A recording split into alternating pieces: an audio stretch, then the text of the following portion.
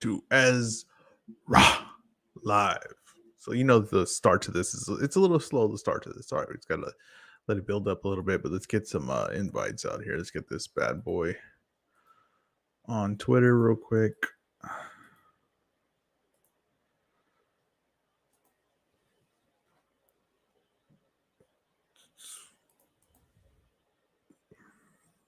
Why is it not giving me the thing? Okay, wait up. Okay, copy the clipboard. There you go.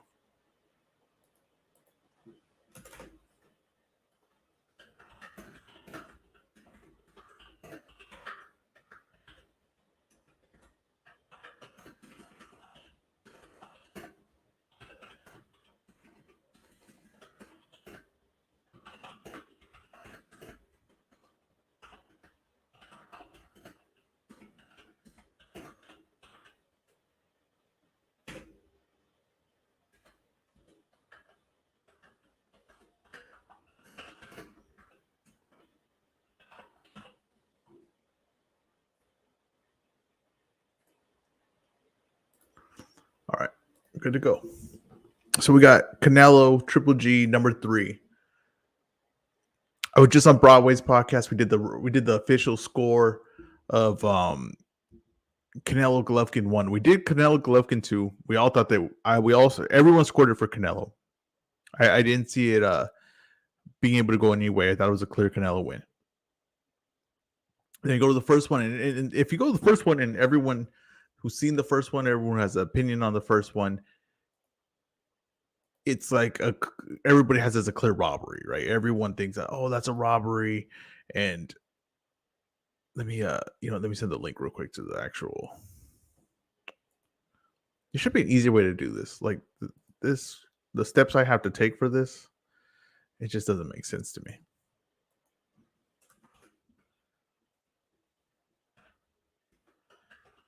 Doesn't make sense. It should take this long. Just be able to press a button like with the automatic thing written up, like, "Hey, this is my Twitter one."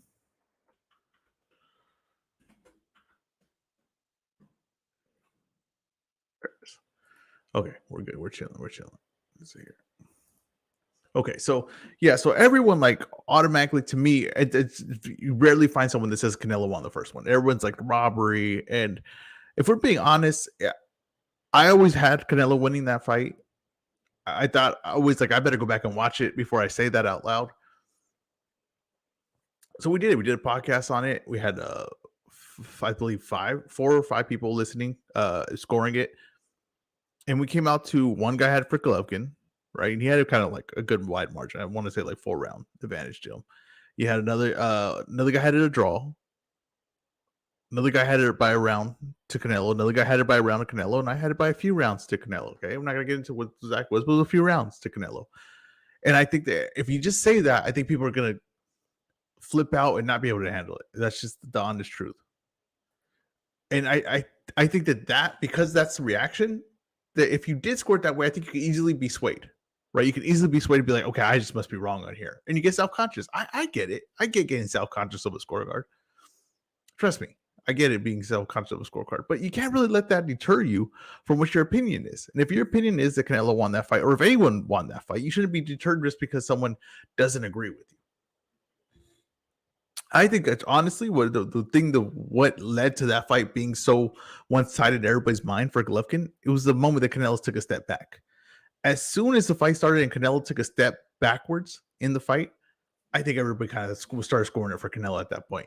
Just perception. And that's what happens, right? It's a perception. It's a perception of what you expected, or maybe what you wanted to happen, or what you were expecting in the fight, right? Maybe you're expecting them to go to war, and you're expecting Canelo to get in there and try to back Triple G down for the beginning of the first fight. And as soon as he started dancing around the ring, fighting defensively, looking to counterpunch him, move his head, you automatically have a negative feeling on that performance. You automatically think, well, he doesn't want to stand there with Golovkin. Golovkin's beating him with the Mexican style.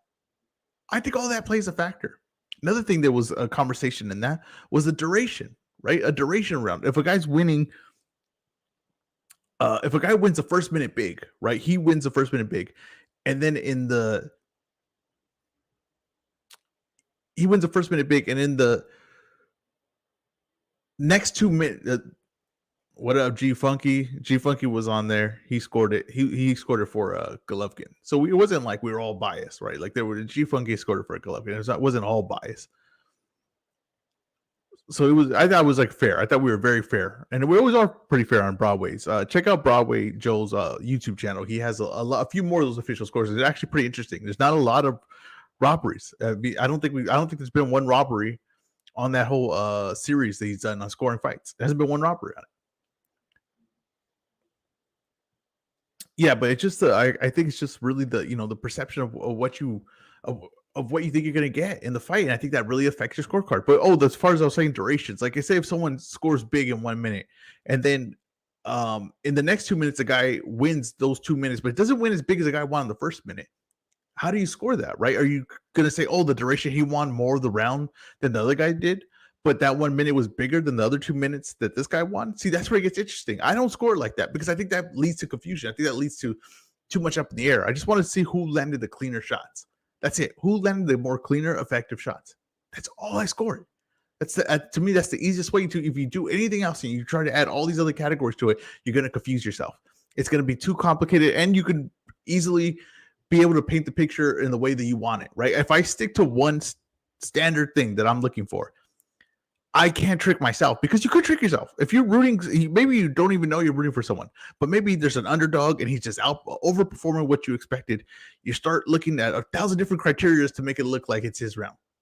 I don't want that. I don't want that at all. I just want to know who landed the more clean, effective shots, whether he landed it all in the first 30 seconds or he spread it out through the whole 3-minute round. I know people were saying in the comments that like, look at the copy box of landed shots. That doesn't work because you're scoring it round by round. Now, you could say that maybe in a round, be like, he landed more shots here than this guy did. But there's also other reasons why that doesn't work. You go deeper, but you can't look at a whole fight and be like, he outlanded him, so he must have won. He could have had a big, 3 rounds where he landed a grip of shots and then didn't do anything the rest. So that doesn't work either. When you're scoring a fight, who's landing the more clean, effective punches? And to me, in that fight, Canelo was. And I thought defensively, he fought excellent. And at times, I thought he was putting like masterclass performance in certain rounds. Now, he had the dip of energy.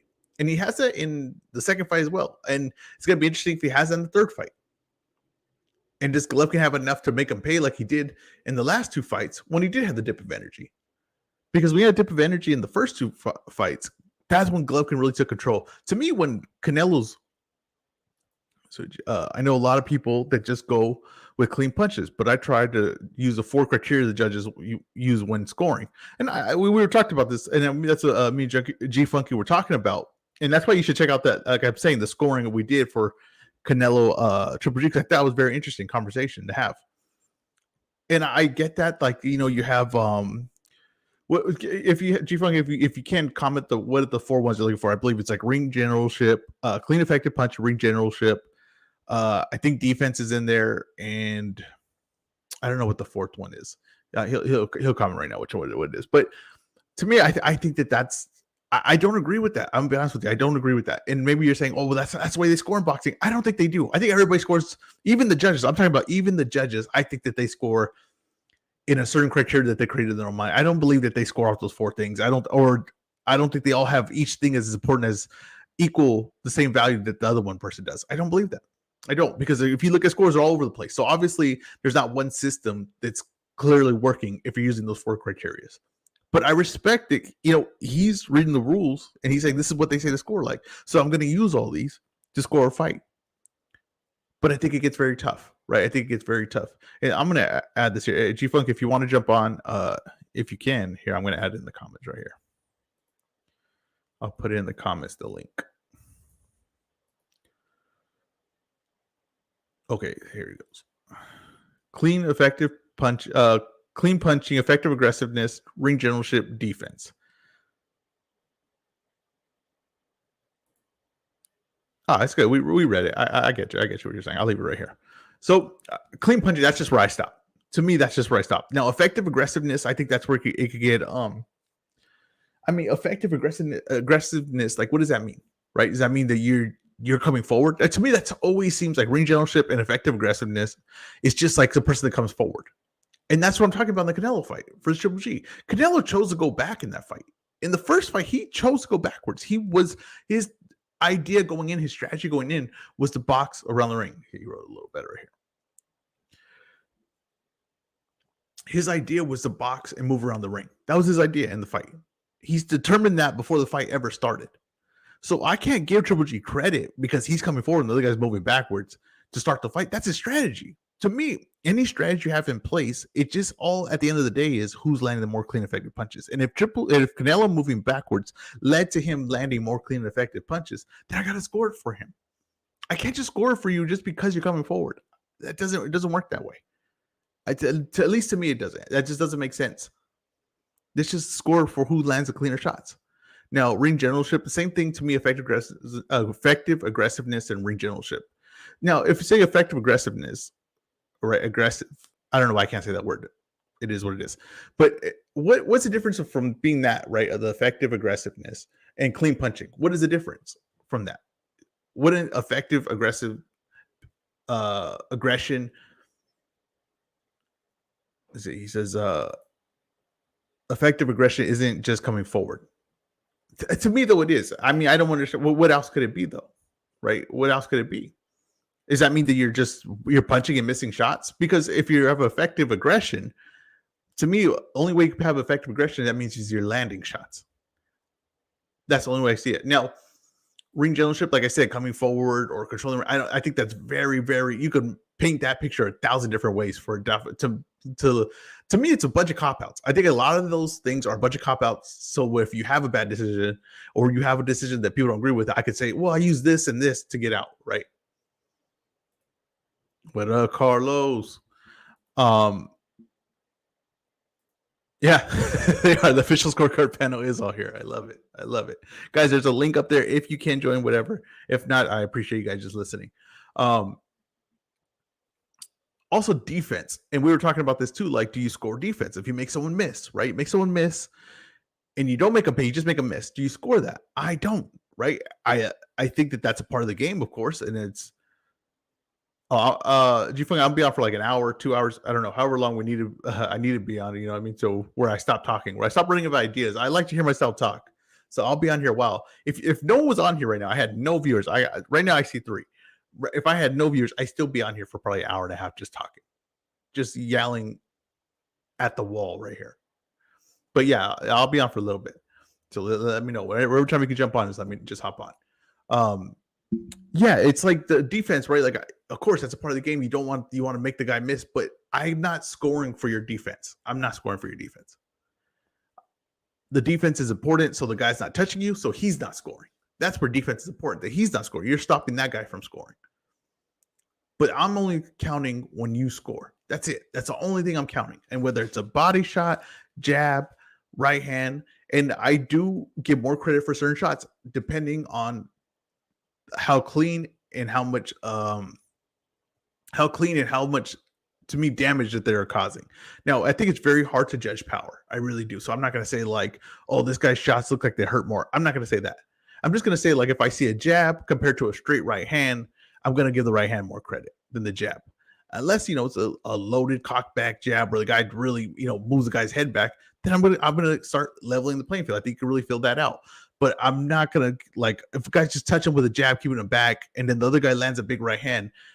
To me, that's gonna even it out. If the guy's 5 jabs to that one massive right hand, I'm gonna go to the right. It's gonna even it out. It's gonna get a lot closer. So I understand that. Like I said, the scoring is not perfect. It's a complicated, complicated system, but let's not make it more complicated than it has to be.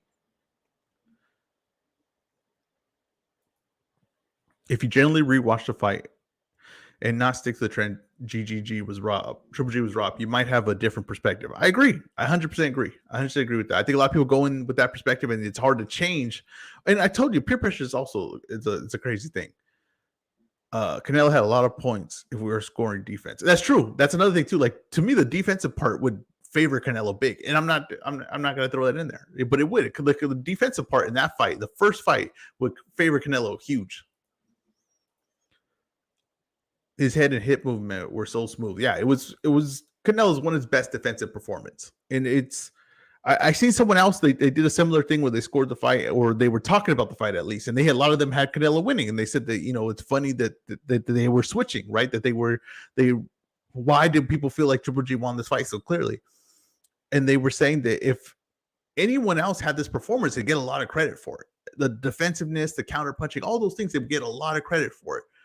But because Canelo did it, it was like almost like negative towards him. That's what I'm telling you. As soon as he took a step back in that fight, it was all over. No one was going to score him rounds. Everybody was going to say that he was basically Triple G took his spot. And it was I honestly think it has a lot to do with that Mexican style. The whole build up of the Mexican style going to this fight. And I apologize for, I don't know why my mouth's not working today to talk, but a lot of that going into the fight, I think it just really affected how people thought of these rounds. Right away, you just feel like Golovkin was making a fight and Canelo was avoiding it. That's just what people in their mind, what it led to. That's what happens in these fights. And this happens a lot, like in a lot of fights, where if what you expect doesn't happen, then you start judging a guy negatively for it, right? Because he's not doing what you expect, or it's not playing out the way you thought it was going to play out. It's not looking the way you thought it was going to look. So he must be losing because he's not applying the game that you thought he was going to apply.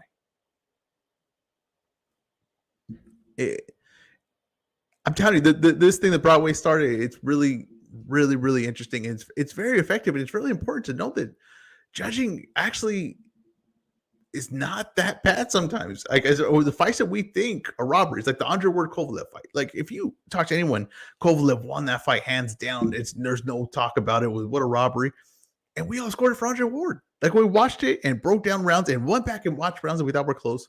We all scored it for Andre Ward, and like to us, it was like clear as day, right?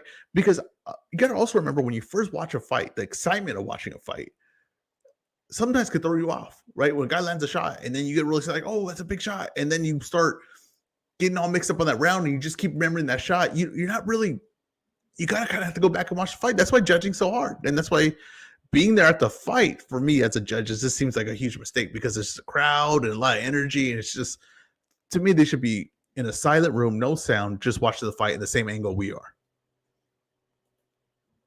People also love going off of stats. Yeah, most Triple G shots landed were jabs. Yes, and I was saying that you can't trust the stats, right? The stats don't make sense because when you're scoring a fight round by round, it's not scored as a total. It's not scored as a whole fight. It's not scored like I feel like this guy had the better fight. No. It's scored round by round. So every time a round starts, it's a new beginning.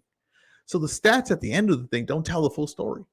And even like you said, even in a round, it doesn't tell a full story because what's the more effective shot? Like you said, if he's just landing a palming jab or something like that, that's not going to beat a straight right hand. It's not going to beat a left hook to the body. It's not going to beat an uppercut. That's just not the case. So those jabs can be misleading if you're going off of like stats. One fight I really wanted to do is Marquez Pacquiao 3. I remember thinking Marquez clearly won in the moment. I think a lot of people thought Marquez won that fight. And of course, probably I want to be on that bad boy.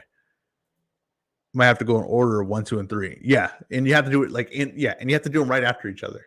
We have to do them right after each other. There's so many. Like this thing, that podcast is going to be at least that section of your podcast is going to be never ending because the fights are going to keep happening. And we're still going to get close decisions like this. And I think you're going to, I'm also curious, like, who's going to be the leader in the clubhouse of, like, the fighter is going to appear the most on it. Like, you have Pacquiao already and Marquez already 3.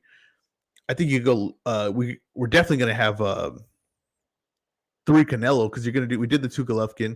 You're going to do Lara, maybe Trout. Like, I'm curious who would be the leader in the clubhouse of, like, who's going to have the most close decisions. I mean, you're probably going to have to go back and do Pacquiao Bradley. Right, 1. You have to go back and do Pacquiao Bradley 1. So Pacquiao has a few because the whole Marquez thing, and then Bradley. So that's 4. I think it's gonna be hard to pass that. But yeah, so I don't know. It's funny. It's just funny when you really break these things down and really look into them and kind of just lose all, being a fan or bias or just everybody else's opinion. You just being able to actually pick it round by round and argue it at the moment and add your opinion and be calm about it too. Because remember, you're not watching the fight live. You know the end result. That really affects a lot of things. And you really see it as you're doing this thing. Oscar De La Hoya has the most close fights. So let's think Trinidad. Shane Mosley, 1-2. Pernell Whitaker. What am I missing?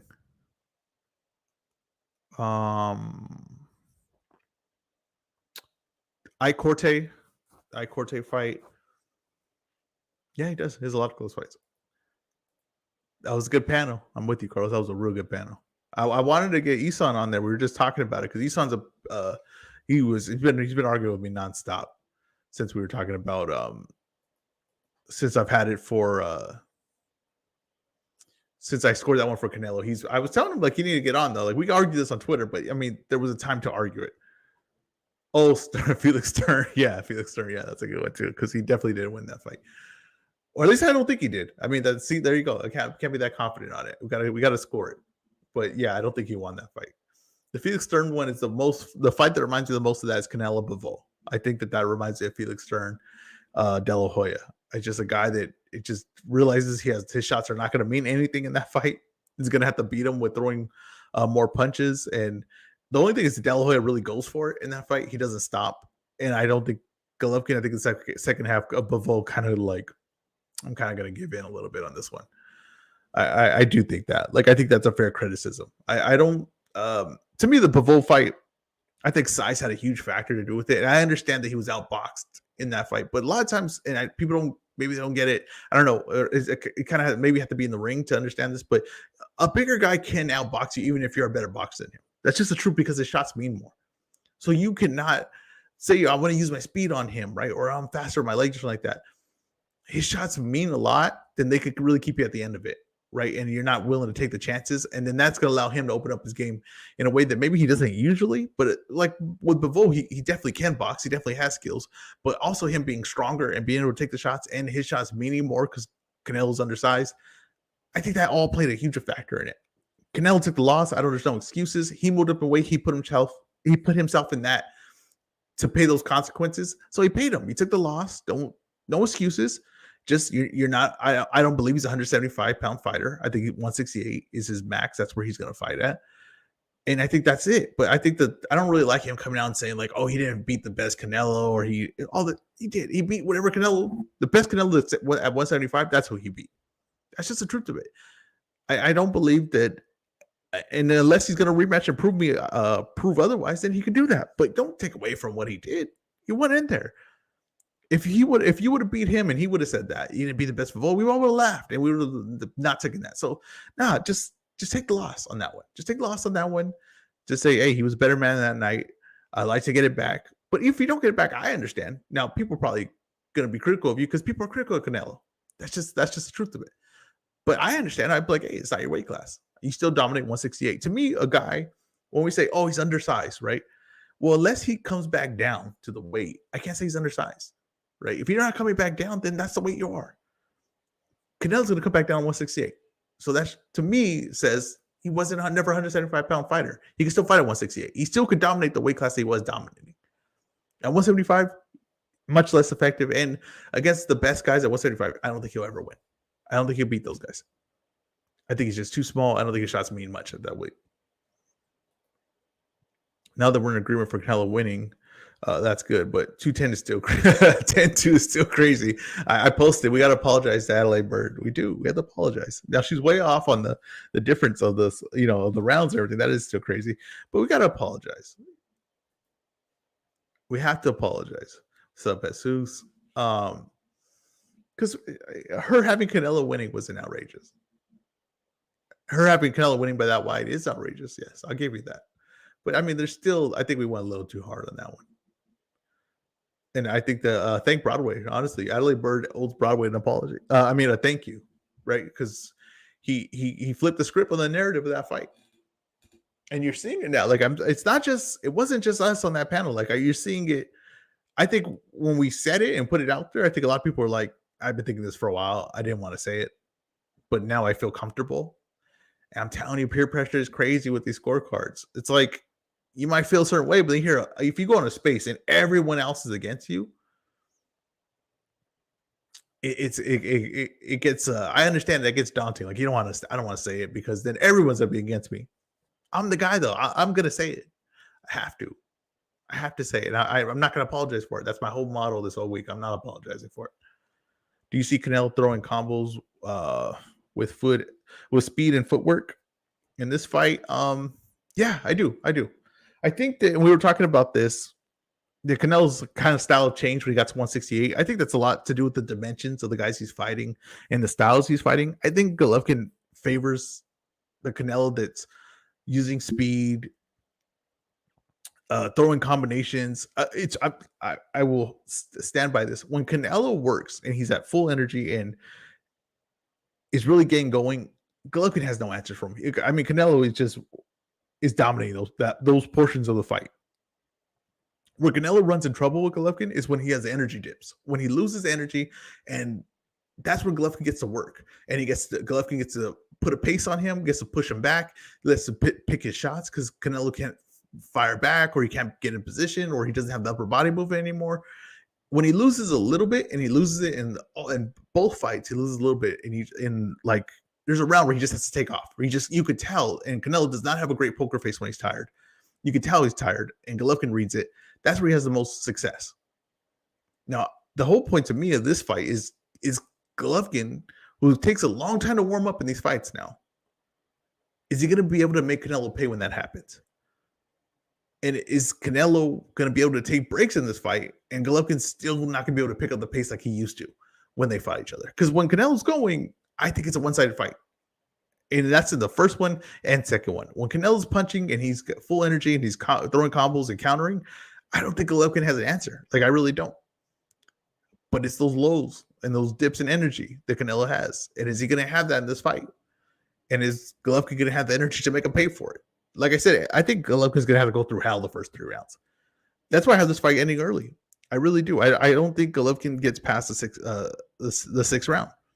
I think the first 3 rounds, if Canelo really goes for it, and I think that maybe he sees what I think a lot of people are seeing, that maybe Golovkin can't take the body anymore. Maybe Golovkin is kind of like first 3 rounds like an old car trying to start up. He puts it on him. And if he puts it on him enough, then we got G Funky joining. G Funky. Hey, man. Thanks for having me on. Oh, no problem. I appreciate you jumping on. No sweat, man. I had a lot of fun with you guys last night, rescoring the fight. Oh yeah, that was great. I love doing that thing. I think it's like I was just saying, it's like so eye opening. That's like one of the just because I think that there's not a lot of conversation on why people score fights a certain way. We just say like, oh, this is how I scored it, but no one's really breaking down like, well, how did you get to this point? What were you looking for? And that if you start doing that and you start seeing, oh, I just have a different perspective than this person, then it starts to make sense. That's why I like doing also the swing rounds, right? Like you got to know how many swing rounds were there. How many rounds where you say, I think he won this round, but I can see it going either way. Well, when you see that, then you could, when they get to a decision, you won't be like so surprised when it's so much different than yours, because you'd be like, well, I did have 5 swing rounds in the fight, so of course it could look a completely different way. Do you know what I mean? So yeah, swing rounds are a thing, man. Like I try to explain to a lot of people, like there's a difference between a close or competitive round and a swing round. Swing round could go to either guy. You know, it was that close, you don't know. As where a round that's competitive or close, somebody won it. You know, it was close, but somebody won it. You know, that's the way I kind of describe it. But it's one of those things where like scoring boxing is it's subjective, you know, for a lot of people. And you're probably this guy too, just like me, outside of YouTube. We're like the boxing guy in the crew, you know. Yeah. That's why we're all on YouTube, because this is where we find the hardcore talk, you know. I think that's what everybody on Twitter and YouTube is. They're the boxing guy, their group, and they're like, are there other people like me? And then they found them. They're like, yeah, well, there are other people like me. Oh, all right, cool. Yes, man. So like through my experience, I've thrown a lot of fight parties. You know, like I said, I'm the boxing guy, so it's always at my place. And I'll get guys that come over that watch the big ones. They won't watch all of them, but the big ones, the pay-per-views specifically. And I'll have to explain. It's happened to me, I would say at least 10 times, where I've had to explain to somebody like, look, this is how you score a fight. Like defense is involved. And they kind of give me this crazy look like, what?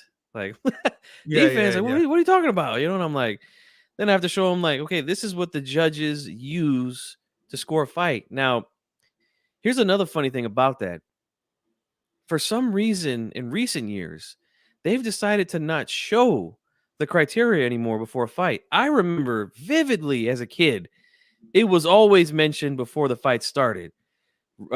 Clean punching, effective aggressiveness, ring generalship, and defense. And then they will go into the 10-point must system, if it's a 3 knockdown rule, whatever, that type of stuff. But for some reason, that's not there anymore. And like, I feel like that's an injustice to a lot of casual fans who don't really know how to score a fight. They'll just go off of like, well, this guy looks more beat up. Like, well, he Yeah, won, yeah. I honestly think that was a strategic thing from the promoters and networks because I Mm-hmm. think they wanted to reward just aggression. So to me, if they include defense, right, or include ring generalship, which is to me a vague term, and to me, I could make an argument that like, well, Floyd controls the ring with his ring generalship because he's never getting touched. He's always out of position. He's controlling the fight, right? Mm-hmm. But I don't think they wanted that. I think that they wanted, and if you've seen a shift in scoring, it really does favor the guy that comes forward. Like that's been the Yeah, a lot biggest of the shift times in it scoring. does. Yeah, it's been the biggest shift in scoring has been coming forward. And it's really hard to, unless you're a name, right? Unless you're a guy that's known to really box your way to winning a lot of decisions, being a defensive fighter, you're gonna get screwed. Like it just is. It coming up unless you have like the right promotion behind you, the right network behind you. You see guys It's get screwed all the tough. time on it. Yeah, it's Yep. tough. So I Very think that tough. they strategically got rid of that. Now I also think that a lot of guys never really followed that because I don't really think that a lot of guys understand the definition of what that really means. Now, Mm-hmm. even like the judges, I'm saying like even professional judges, I don't think they understand, and I don't think they all agree on what it means, right? And so you can't have something that vague to me between be a decision making of how a round scored because it's too vague unless we all sit down, and I'm talking about boxing as a community with the judges, everyone, and we all come to a determination of what this means, what exactly we're looking for, right? Because Yep. also like if you go with a guy like Canelo, right, and I think he was very good defensively in that first fight with Golovkin, but if you're not going in there expecting him to be defensive, are you going to give him the same credit as if Floyd Mayweather goes in there and you expect him to be defensive and you're automatically ready to give him points for that? But a guy like Canelo does it and you're like, that's not what I was looking for. So I got to adjust to the way I'm thinking for this fight now. And how many rounds until you like, okay, he's defensive in this fight. I got to start scoring that. See, to me, that makes it more complicated. Mm-hmm. Also, in my opinion, I think it shouldn't be complicated at all. Like you're saying, having to explain it to your friends and all that. I don't think that's good for just boxing in general. It's I think not. it should be as Yeah. simple as possible because if someone goes in, they should at least be able to know what they're looking at, right? They're being able to follow along, keep track. So Yeah. Think about it yeah, like this, bro. Here's something that I always have to go back to the other four major sports in America, right? There is literally like no doubt about it. Like if you're a hardcore of whether it's MLB, NFL, NBA, if you want to include hockey, whatever it is that you watch, you know the fucking rules. Like yeah, what's yeah. this, what's that. Like all the penalties, all the fouls, whatnot. As with boxing, it's not explained, and even the color analysts, and that's their job. They don't do it enough, I don't think, when it comes to commentating fights. And I feel like you said, it's a promotional thing a lot of times. I really do feel like they're not allowed to say certain things when a fight goes the opposite way that they expect. Like I'm in the minority. I feel Timothy Bradley beat Pacquiao the first time. A lot of people think I'm crazy, but I've stood by that. And look, I've been on YouTube for 11 years, man. And I still have my original prediction that I did back in 2012 and the post fight that I did in the same year after the fight was over. And my scorecard has been the same ever since then. But if you go back and watch that fight, man, the commentary was so awful. And I feel like it really swayed a lot of fans into believing it was such a bad robbery, but the fight was close, I you thought know? I thought that fight was very close, and I thought that Yeah. Pacquiao was landing a big punch around, but Mhm. and I know that Bradley didn't have a lot on his shots, but I thought he was landing like 4 to his every one, honestly. Yes, I thought yes. that was a problem. It was judging on what shot means more, right? Like, oh, that one left hand meant more than his whole 4-punch combo. Mhm. I don't that's where it gets super complicated to me because I'm like, well, how do you know that? Right? Like, how Well, do we know that's that you can't then if a guy like Paul Malignaggi should never win a scorecard because everyone that fights him exactly. is gonna hit harder than him. That's just the truth of it. Exactly. Exactly, Yeah. man. I agree Yeah. 100%. And Another thing too with the shift, right? And a lot, like speaking of the NBA, right? The NBA, they've made shifts in their rules without ever changing a rule. They have Mhm. done that. They've changed the whole play of the game without ever really making a change in the rule. They just told the refs to ref a little differently. I think Yeah. that they've been telling boxing judges to judge a little differently for a while now. I think that they've been telling them let's get more towards aggression. Let's reward that a lot more. Let's reward the guy that's coming forward a lot more. And that's why, to me, just to avoid all that, right? To avoid someone being able to control a fight narrative like that, to be able to have 4 criteria that they could choose one to cop out on.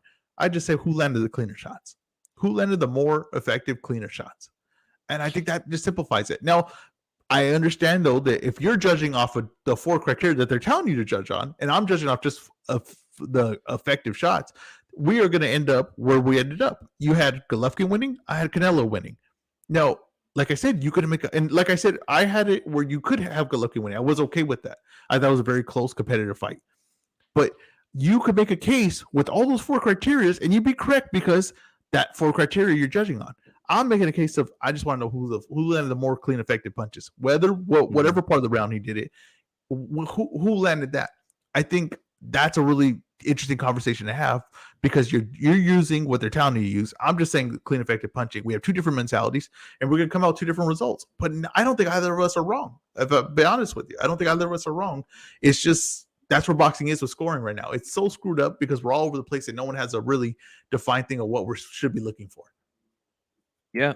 Yeah, that's a good point, man. And look, um, I'm gonna refer a friend of mine here on YouTube, Joe Habib of Ringside Reporter. If you're not subscribed to him, check him out. It's just Ringside Reporter Live is the name of the channel.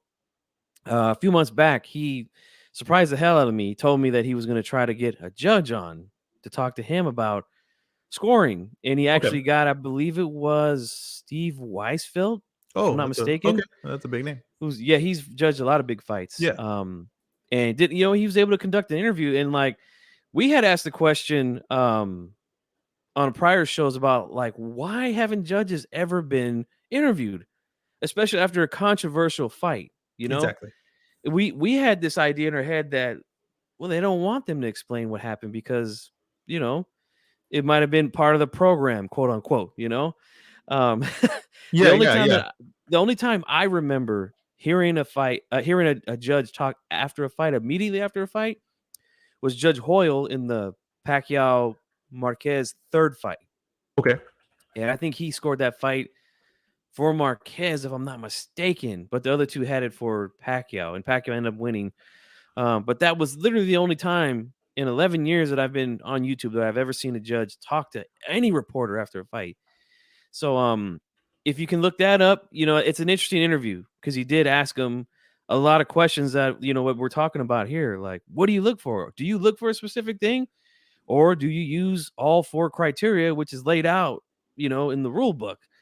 So, it's one of those things where it definitely needs to be explained more, man, It because a does. lot of people get confused on them, you know? Yeah, it does. And we kind of need to come to an agreement. Like honestly, I just think that it would do because what happens is we have a good fight, right? We have a close fight, a competitive fight, and then at the end of it, we say everybody says robbery. Oh, it's a robbery! It's a robbery. I think that hurts the sport. I think it really does. I think it really it all the momentum that like Charlo Castano, the first one should have had, right? All that momentum, Mhm. just got a great fight. You really just got a great fight. You really couldn't. To me, I couldn't complain whatever outcome came. I thought it was just a damn good fight. But at the end, all the conversation is robbery. Oh, it's a robbery. They robbed this guy. They robbed this guy. This guy should have won. It was clear. And it's like no, no, no. So we're doing ourselves an injustice here with the sport if we could just explain, hey, first of all, this is what they're scoring on, right? So everyone has the same idea what you're scoring on, but then also telling them like, hey, these are close rounds. This is a very close round right here. This is also a very close round. If we flip this close round this way, you could get this scorecard. And if you flip this close round this way, you could get this scorecard. So as long as the judges are within this range, will be a reasonable scorecard. If they're outside of this range, then we could talk we could talk about robbery. What happened here? What's the error here? Then you could talk that. But we don't have that, and that like you're saying, we're not talking it. No one's bringing it up. They're not bringing it up at fights anymore. They're just Mhm. robbery, robbery, robbery, and no one's explaining why they have a robbery. No one's explaining what they were looking at. Even like you Yeah. have Andre Ward or any of these guys that score a fight, right? And they're scoring it live and they're saying, "Oh, here's my score." They don't even explain why they're doing that. Like, hey, why did you have Yeah. that? They don't explain. They're Yeah. just like, I just scored for this guy. Like there was like I'm glad you brought up Ward because there's a few times where I've strongly disagreed with some of his scorecards. One of them was uh, Lomachenko versus Lopez when that fight happened. Okay. I think he scored that fight a draw, if I'm not mistaken. I'm I gonna have be to go honest with back. you. I'm gonna It's be either a honest with you. draw. I have that. I gave that fight to Tiafimo, but I had it by like he needed the last round in my opinion. Yeah, I felt like it was a pretty clear win for Teal. Yeah. But like one thing that and I've debated a few people on this. Round two, for some reason, people really feel strongly that Lomachenko won that round. Yeah, I think And I have round 2 for Loma as well. yeah, and I go back and I watch that and I'm like, well, for me, like I seen him do a lot of retreating, and a lot of that is due to Teofimo's ring generalship. He did a really good job of stopping Lomachenko of getting off that weak side angle that he likes to get on because he's a southpaw fighting an orthodox Yes. fighter. Did a really good job of cutting him off doing that, forcing him to retreat. And Lomachenko, to me, is just not the same guy when he's on the back foot. He likes to come forward and, like I said, get angles on guys and throw a lot of punches. So what I see is him retreating for a majority of the round. I would say probably over 2 minutes of the round. He's retreating, avoiding punches, getting hit with some body shots. And then in the last 45 seconds or so, he lands a couple of good straight left hands. And then I'm like, for me, that's not good enough. Like, I can't give him that round. You know, I felt like So in the round, I'm just curious though. Who Mhm. landed more in your opinion in the round? I think Teofimo landed more. It wasn't a whole lot more, but I felt like he landed more in that round. I think he threw more. And like I said, I felt like he controlled like the ring. He was the ring general because he forced Lomachenko to do something he didn't want to do, which was to move backwards and circle. And see, that's where I see ring generalship. If you're fighting at your pace, at your style, and you're forcing the other guy to do something he doesn't want to do, you're in charge of the ring. You're the ring general, you know? And I get that. I get your logic on there. The only problem I have with that, and that's why, and this is why I won't score it like that, or I won't use that judging, is because I can't tell you what you want or want to do or don't want to do. Now I can say that as an opinion in myself, right? Like I don't think he wants to be here in this fight, but I can't score against you because of that, because I don't know what you want to do, and maybe you're setting up a trap. Maybe you're saying like, yes, if he does this, then I'll move back. If he does this, I'm going to move around him. I'm not going to stay there. Maybe I'll come forward. You know what I mean? I don't know what you want to do. That's the honest truth of it. Right. I don't know what you Mhm. want to do. So all I'm going to judge you on, whether you're going backwards, forward, side to side, is are you landing effective punches? That's all I'm going to judge you on. Because if I start getting on to where I feel like you want to be, or what what I've seen you do in the past, then that's going to lead me to biases that I don't want to be at. To me, I just want to judge a fight as is what's happening in the ring. What's happening? Yeah. Yeah, that's why I just want to judge that, and I think that that's could be very I don't trust the judges with that, I think you're pretty good at it, honestly, because I thought when we talked about it and we argued it, I thought you made very good points. I didn't want to. I never thought like, oh, you're dead wrong on that. No, no, no. I thought you made Yeah. very good points. You backed it up pretty good, but I would never trust. I would never trust any of these judges with that, because that is going to lead to 3 very different scorecards. I want Mhm. something more. Give me something more concrete. Give me something a little more that I know what you're. I feel more confident, because if we start going off of, oh, previously he fights like this, and in this fight he didn't fight like that. Well, that's just, that I can't knock you for that. I'm not gonna knock a fighter for that, because I know that you have to change your strategy, and some guys are really good at changing your strategy. They can change the whole look of it, and some guys can't. I understand that, but I'm not gonna knock you for that. The one thing I did want to say about that too is another thing with like judging is you have a very competitive fight. A competitive fight doesn't mean a close fight, though. I think that's another Yeah. flaw that we have. Oh, Yep. that was a damn good fight. It was a competitive fight, but the judges had him winning 10 rounds. If every round is a toss-up round, then there's a chance that they gave every round to one guy. Absolutely. Yeah. That's another You're thing we have right. to realize. If it's just because something's competitive doesn't mean it's close, or doesn't mean that this is oh, this guy should win or this should be a close scorecard because it was a competitive fight. That's not the way it works. And you're talking about the commentary. Oh, commentary is awful. Commentating is Awful. No. one of the worst it's ever been. In the Andy Ruiz fight, Luis Ortiz, I don't know if you saw that fight, but Yeah, I in the did. Andy Yeah. Ruiz Luis Ortiz fight, now in my opinion, Luis Ortiz won more rounds than Andy Ruiz did, but Andy Ruiz had the knockdown, so clearly, Knockdowns. yeah, Yeah. it won him the fight. Now the commentating is saying that this fight is so one-sided. The Andy Ruiz is winning by a landslide. Luis Ortiz needs a knockout to win the fight, and it just wasn't the case, especially at the point that they were saying it. It wasn't the case. But when they do that disservice to them. Then people automatically start tuning out. I'm not watching a close fight anymore. I'm watching a one-sided fight, and that hurts the fighters. That hurts the performance, and that hurts boxing. And Did you pay for the fight? Like you I did, ordered it? yeah. Okay, I so don't you stream got anything.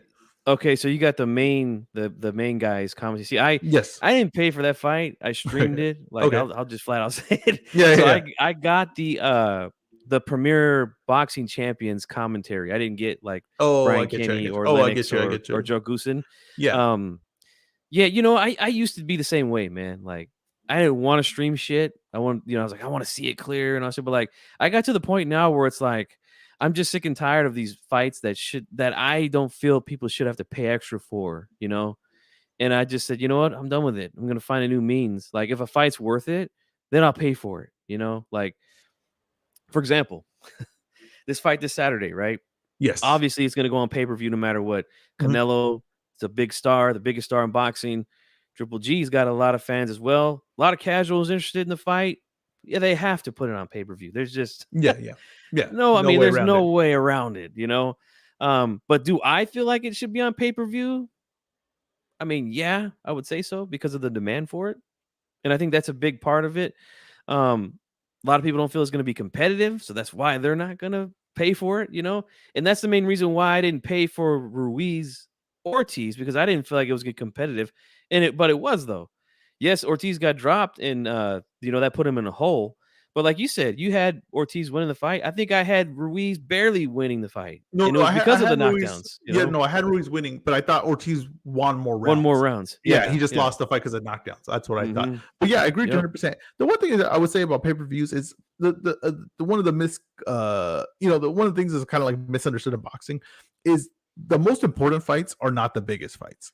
Mhm. Sometimes they don't correlate, and that's why I think what would happen with Crawford and Spence for a long time when they had two networks. It was like, why can't we make this fight? This is the most important fight in boxing. It's going to be the biggest fight in boxing.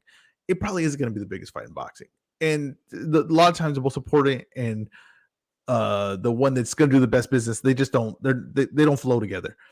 I think that if you really think about boxing and you think about all the fights we get for free, I mean, I think the good outweighs the bad in a lot of the times. Like we sound like the pay-per-views we get, yes, they're not the best fights, right? They're not the superstar matchup, the most like, oh, these are two best guys, they're gonna fight each other. No, it's not, maybe not that, but we do get Charlo Castano for free. I mean, that's just the truth of it. We got it Great fight on too. yeah, you get it on cable. You're gonna get Devin Haney Lomachenko probably on cable. You're probably gonna get you got Teofimo Lomachenko on cable. Like I think the good outweighs the bad. As far as like pay-per-views and all that, yeah, some fights, I understand people like saying that, like, oh, these fights don't belong on pay-per-view. If they feel it's gonna sell, they're gonna do it. Like they said, I mean, they feel like there's some reasoning to put it on pay-per-view, they're gonna do it. But I think we get a lot of good fights for free. I mean, honestly, Yeah, and we look definitely. out because sometimes we look out because these guys ain't stars. I mean, that's just the truth of it. We get these fights because I'm like, I know they're that good, but no one else does, or none of the casuals do. So we're gonna get this fight for free. So that's cool. Another Yeah. idea I was thinking when we were talking right now is why don't they have 3 judges that are part of the broadcast judging the fight, and then go to them and be like, hey, what are you guys seeing right now? How are you scoring this fight? And then Mhm. they can explain it thoroughly. Someone that actually judges fights. And then you could throw a fighter in there as well, like one that's knowledgeable, and say, what are you guys scoring this fight right now? What are you looking for? What are you seeing? And that would also bring a lot more awareness too, and a more education as we watch more fights with a 3 judge panel that's saying, like, I'm looking for this, and this is why I'm seeing the fight, and this is how I have it scored. And then the other person could say, well, I disagree, I have it this scored. And as the fans watch it, they become more knowledgeable. And I think that's actually an interesting segment during a fight where it has a lot of dead air, that they could say, Yeah. hey, this is what they're looking for, so I know what to look for going forward. That's a good point. There's a lot of people that feel because I've been on a lot of panels where we talked about this stuff too, where people have said, I feel like they should add more judges, not just 3, maybe Yeah, 5, yeah, you 5 know? judges, yeah. They add 2 more, or, they shouldn't be sitting ringside the way that they are, because sometimes it could be a bad angle.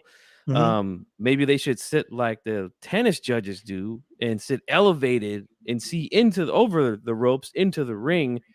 Maybe that might give them a better perspective of what's going on.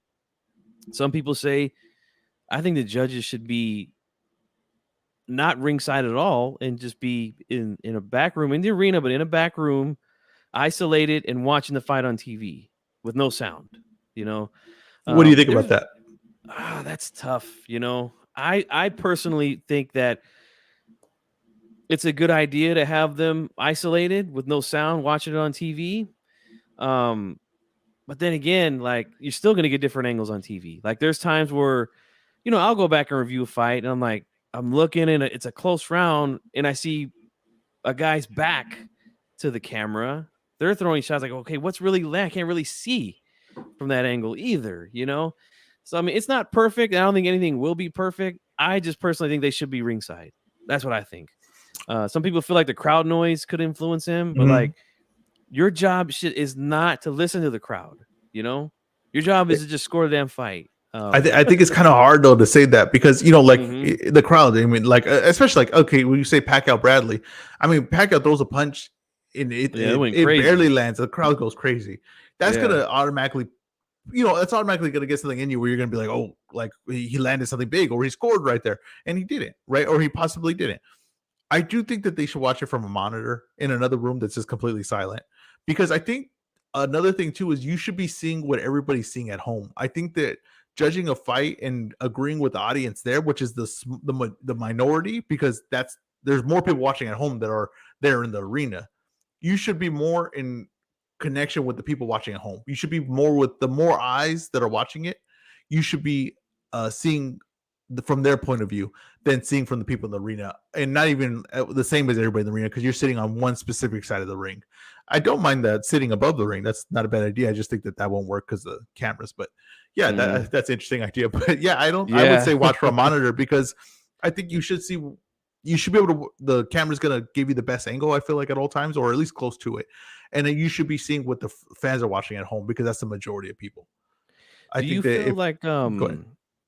because recently this came back up because when Juan Francisco Estrada fought 2 weeks ago Mm-hmm. in Mexico, Open scoring. they had the open scoring. Yeah. Mm-hmm, mm-hmm. Now, I'm not a big fan of open scoring. I'm just not. And the reason why I'm not is because I feel like when fighters prepare for fights, and I know this for a fact because I've trained with fighters as a teenager, and I've known 3 to 4 boxers that either fought professionally or amateur. So when fighters train for a fight against a fighter, they train for that fighter's style and they train to combat that style, right? So let's say you're in a fight, you feel like you're winning, Yeah. doing what you're doing, and this is what you train to do because this is the smart game plan, yet the judges are seeing something different. Yeah. Now you have to completely you know, disown that style, that strategy, and do something different. Like, I feel like to me it's a disservice to the fighters. Like, and one example that I could say that happened in my opinion would be Trout when Trout fought Canelo in San Antonio. They had open scoring for that fight. Now Trout is not an aggressive guy. He's a boxer, a slick southpaw. But when they were reading the scorecards off, he's losing every round. Yeah. And I think a majority of people, whether you think Canelo won or not, it was a close fight. Yeah. And those scorecards were, I mean, absurd. Like, I heard one score dude gave every round to Canelo. I was like, what? Like, Yeah. this was a Yeah. good fight, Yeah. Yeah. And Trout had to come outside of himself to try to make the fight To try to competitive get on the some. scorecards. And I feel like that could mess some guys up. I don't think that's going to be the case in every single fight, but in some fights, it could definitely mess guys up, listening to the scorecards like that. Yeah, well, first of all, I don't think they have a good system with it at all. It's very clunky. Like Mhm. announcing it to the crowd while the round's happening is very weird to me. Yeah. right? That's very strange. The didn't seem like the commentators were getting the announcement, or they were finding out late. They were finding out as we were, right? Through the announcement in the crowd. So I didn't like that. I kind of like boxing as it gives me a whole product and then we judge it after the fact. I don't like that. You like you said, it throws off, maybe someone's strategy or the performance they're giving. And I don't like that at all either. I also think that if a guy's up 8 rounds to none, right? And then they say you got 4 more rounds to go, he's probably gonna start dancing around the ring and take less Mm-hmm. chances. Yep. I like the element of we don't know. This fight could be very close, right? I like the element of those swing rounds. They're feeling it just as we are. That round was close. I don't know. You could have got it or they could have got it. So you still have to prove a point, right? I still Mm-hmm. like that. I don't like taking away the excitement of the thing. And also I like like they said, the unexpected. I like the unexpected. If we're gonna get some crazy scorecard, right? Or we're gonna get something, I want to find out late. I don't want to find out middle of the fight. I don't want to Yeah. be disappointed in the middle of the fight. I like that, the drama of it. It's like a movie. You know what I mean? I want to save me that for the end. I don't need to give me the spoiler in 4 parts through the whole movie. I don't want that. Give me that at the end. I'll save that for the end. So yeah, I'm not a fan of it. As far as the entertainment value and all that, I don't think it's great, and I don't think it works even as far as just effectiveness for the sport, as in giving the fighters letting them know where they're at. I mean, telling them in between rounds, it just doesn't make any sense to me. I just didn't. I think it's every time I see it, it's very, very. It's not done correctly, and yeah, I'm just Yeah. not a fan. They do it in the amateurs a lot. I recently went back because last Saturday we were supposed to have the big women's card over in England. Mm-hmm. It got canceled because of the passing of the Queen. Um, but I went back a few days before when the fight was still on, and I reviewed Clarissa Shields and Savannah Marshall's amateur fight. They had just posted it back on the internet. So I'm like, hey, let's go back and watch it. Well, I kind of did like what we Mm-hmm. did the other day, Yeah, yeah, and but I just did it myself and with my subscribers. And yeah, they were telling them the score in between because they literally just count punches. All the other stuff like the ring generalship and none of that matters in the amateurs. They just yeah, count yeah, yeah, clean punches.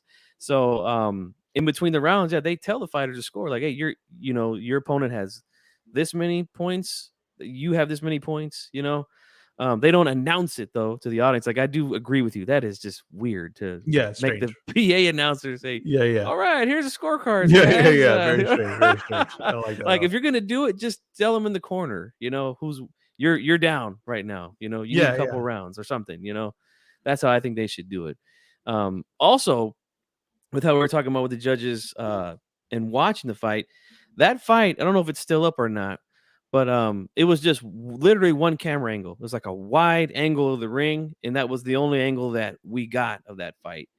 So again, Clarissa claims that she thought she won and that the judges were against her and all this other stuff. And if you go back and watch the fight, it's like again, it's just one angle. It's not like when they Yeah, switch yeah. angles when you're watching a fight for real. Who did So you thought won it after you rewatched it? I felt like Marshall did win it. It was a close Okay, fight though. it was Yeah. close. Yeah. She actually looked to me, in my opinion, she looked a lot better boxing in that fight than I had seen her in the pros. Like to me, now she's kind of developed this weird herky jerky Yeah, she was a little weird. awkward. She almost reminds me of like a female Tyson Fury, like the way that Fury A sometimes little bit. Yeah, yeah, fights yeah. with like he almost tries to do that Roy Jones thing where he's got his lead hand down Yeah, and the yeah. other hand's up, and then he flicks his jab and moves weird. Like she kind of does that now, as to where in the fight with Clarissa, I felt like her balance was really, really good. Her footwork was really, really good. And she did a really good job of making Shields come forward and be aggressive, that's the weakest part of her game, is to come Mhm. forward and be aggressive. And turned her, hit her with a lot of check left hooks. And because she was down and she knew she was down, she got more aggressive as the fight went on. And then she became more susceptible to counter punches because she started leading with power and was getting caught on the lead foot. Um, it would have been different in Saturday if it would have happened. I don't know. I thought Marshall would win it, but I don't know. This whole thing is weird now with them canceling that fight. Yeah, I it's don't. gonna, It's everybody gonna. cut weight too. They did the day of Yeah. the weigh in, everybody cut weight. So it's like we may probably Yeah. miss the red line. I'm gonna add Yep. one more person to the stream real quick. This is my. I don't know if Sure. you're Sure. familiar with Polo, but oh, they add him. Polo, can you hear? Yo, yo, yo, man. What's up, my Yo, boy what's up, Ezra? Polo? We got G Funky's here too. I don't know if you guys have met before, but No, I Nah. haven't. First Nice to time. phenomenal. meet you. Yes, sir. Oh yeah, but we were talking about the Savannah. I actually thought that I had Clarissa Shields going to win that fight. But I thought she was gonna have to fight a very controlled fight.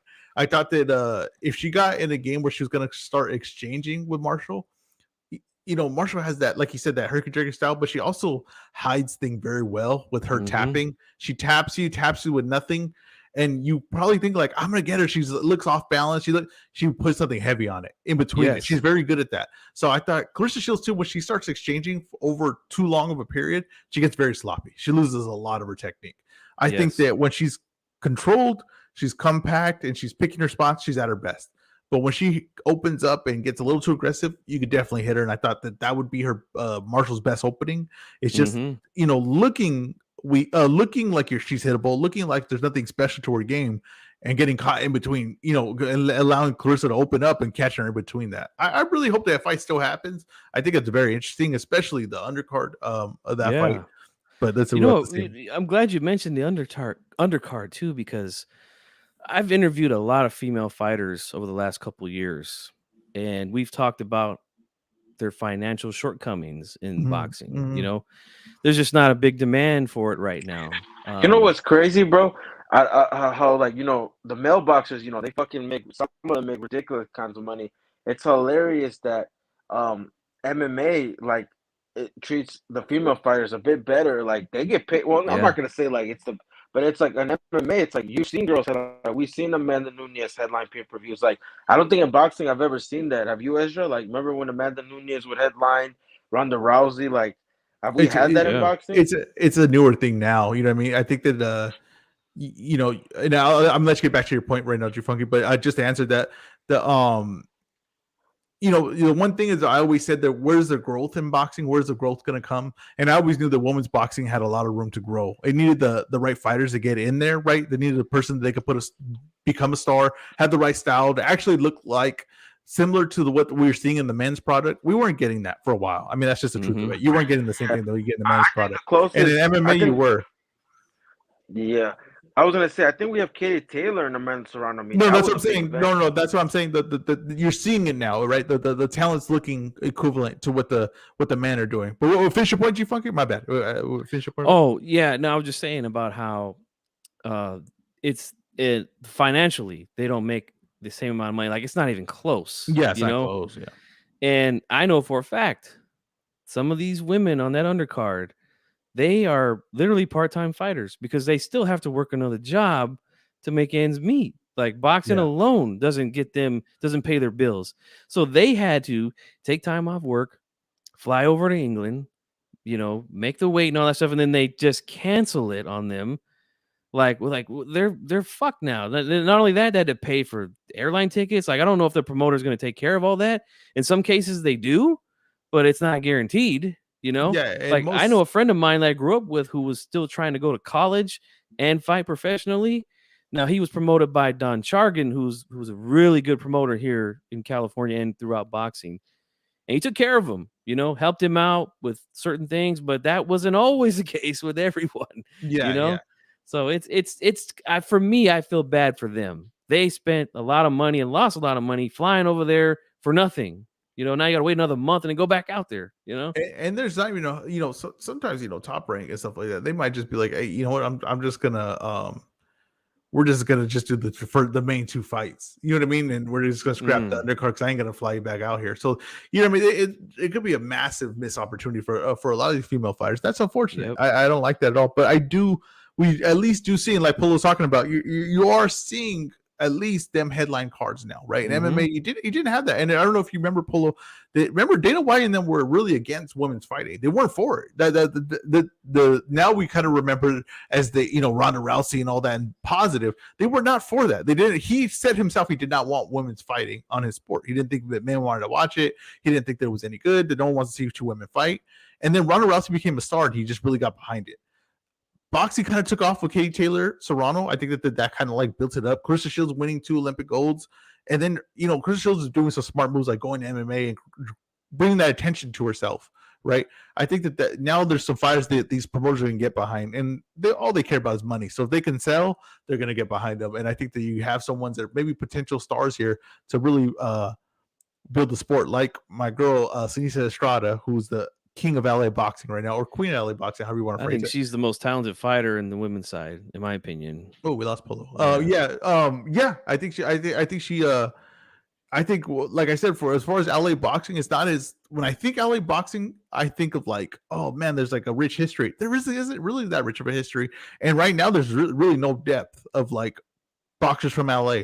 So right now it's like she has a potential to me of being a massive star, and especially if they could get the Mhm. city behind her, and she's already like linked up with LeBron James and everything like that. So I think And they I could really think do going to something there. Top Rank was a good move too for her. Like for me, Top Rank is like I don't really like to talk about like promotions and things like that on my channel.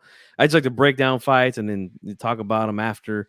Yeah, But I feel like Top Rank to me is still the best ran promotional company in boxing right now, in my opinion. And I feel like she did the right move by signing with them. She's gonna get more exposure. She's not gonna be just fighting on DAZN, which is an app which a lot of fight fans don't have. yeah. So she's gonna be featured on cards on ESPN. So it's gonna get her more exposure, and I think that's all she needs because she is spectacular, man, when she fights. Yeah, she has some, and she has some highlight reel stuff. You know, what I mean, Mhm. she's what I call his charismatic style in the ring. She's a charismatic style in the ring. Yes. It's fun to watch. She's a fun style to watch. You think Top Rank? I think Top Rank's really good. The one thing complaints I have about Top Rank, and this is just an old fashioned motto. They do a lot of squash matches on the undercard. When they build up their prospects on the undercard, like you rarely get like a Mhm. deep card with them. You get some good main events, I give you that, but you don't rarely get a Yeah. deep card with them. I think PBC to me has like overall the deepest cards. Like I think that maybe they're not having as often the events that the other ones are having, but when they give you a card, it's pretty stacked and there's not a lot of waste in there. There's not, you know what I mean? They don't have a lot of fat on it. I mean, I agree and disagree. I mean, they do have some stuff. Like the last card they had, I think everything was legit. I just think Maris maybe you could have put him, but I mean, obviously it's a name. But you're right. The only thing I was gonna say with the Wilder card, I really wanted to see that Matias fight, but now it's just plain. It's like damn, and then Yeah. Frank Sanchez on the undercard, but he's going against somebody that like it's not really. I mean, it's a name, but it's not like a name like if it was Martin or like someone that of note. But it's like I don't know. I'm debating on if I should buy it or not because I really was gonna. The undercard was looking stacked, but then that fight falling apart is just like it's just Planet and Wilder now. You think that I mean, of course, yeah, the fight, the Matias fight was the one I think that a lot of people were really excited for in the undercard. But I also think Frank Sanchez is also there kind of as like a replacement in case something, in case someone has to step out in the main event, they just move Frank Sanchez in there. Yeah, he was actually already on the card. I think he was gonna be on the prelims because they were gonna put Matias. That was, that's literally like a good fight. And then the opening fight was most likely gonna be that 118 bantamweights, like that eliminator. So like they were pretty like even toss-ups. It's just now. I mean, I'm not saying it's just the Frank Sanchez point is the only thing. It's because like I don't know, like either I don't know. I just feel like it could have been a better name. Other than that, I don't even know what the fourth fight is. I just know it's Frank Sanchez, and that's it up to now. Well, yeah, if they would have had Matias and Ponce, which was out of their control, why it didn't happen. If they would have had that, that would have been a damn good card. I mean, that's a damn good fight on that undercard. I would have been pretty pumped for that. So yeah, I mean, sometimes it's just out of your control. Like I said, sometimes guys get hurt or the other issues that come on, and they just can't make it happen. Yeah, and I feel like with PBC, they do try to load their cards more than any other major promotional company. I feel like it's because they just put so many fighters on the shelf for so long sometimes. Yeah, they need like they need to get them out they, there. Yeah, they got to do something with them. But then again, like the negative part could be, well, you're hiding them on pay-per-view. Like how many people are going to buy this Wilder fight? Like, let's be honest. Like, I think that might do good. Well, I think that might do good. I'm debating to be honest because, like you said, Wilder. Obviously he's exciting. The opponent is not the best, but it's like like he's gonna bring a. We're trying to see what it looks like. The plan fight was interesting because they. And then I don't know, I don't know, man. The plan. I want to see the Plant Darrell fight because I've always wanted to see that fight. But other than that, I'm debating right now. I'm 50-50 because other than that, I don't know, man. Frank Sanchez is my guy, Actually, but. come on, Plant Darrell's pretty good too. I mean, I'm not saying it's not. I'm just saying, yeah. yeah, but I'm saying like the Frank Sanchez fight. I'm not really because the point, and then the bantamweights. It's like I don't know. I don't know what the fourth fight is actually. Do you guys know what the fourth fight is? Because I just know like the fight. It was Helenas. It was Matias and Ponce. They pulled that out. No, but now it's just Frank. So it's Plant, Darrell, Wilder, Hellenius, and Sanchez. the guy, the Carlos guy. Who's the fourth And then it fight? was what's his name? What's his name's brother? Gary Russell's brother. They're gonna against who? Oh, I want to say Manuel Rodriguez. oh man. Man, did you see the I first want to see him fight? fight Barthélemy, man. That's what I wanted to see you. Oh You got to run yeah. that back, man. No, not that one. The No, other the brother, the one that's heavyweight brother. 118 pounds. I like the. Oh, I don't know, man. I mean, the first fight they fought, bro, didn't really end very well. I mean, if it was, I don't know, that fight, I don't know, just because how it ended, I kind of didn't. I mean, I don't know, man. It's just like it ended that fast. Like, I don't know. I have a feeling I Well, I don't know. don't It know. just I mean, we need Rodriguez. no, they headbutted each other, not headbutted each other attempted, but remember they like kind of like bum rushed each other and boom, it just ended like literally 30 seconds. That's the same one though, because I had heard something else that it might not be the same Rodriguez. So I just want to confirm that's the same No, one. no, it's Man. If you said Manny, I mean the only guy I know he fought named Manny was Rodriguez. Yeah. I know. Oh, we'll see. We'll see. But yeah, I like that card. I like that card a lot. Like I said, of course, I wish Matias and Bonte were on there, but you guys don't give Hellenius a chance at all? But, I don't know, man, because he's been like, did I tell you I actually saw Hellenius get knocked out in person against Terrell Washington, July 13, 2019, here in the Carter, Minnesota. I actually saw him get knocked out, so I don't know, man. And then he got knocked out, but I think he did fight White, which he wins this, but I mean, dude, White hurt him a couple times. It's just he was boxing very well to that he made a distance. I give him like a 90-10 because, like I said, out of nowhere, maybe like you said, he does punch. He has a punch. Maybe like if he catches him, but I think Wilder should win. But I don't know, man. I think this is Hellenius' best shot to beat Wilder. To be honest. What do you think, G yes. Funky?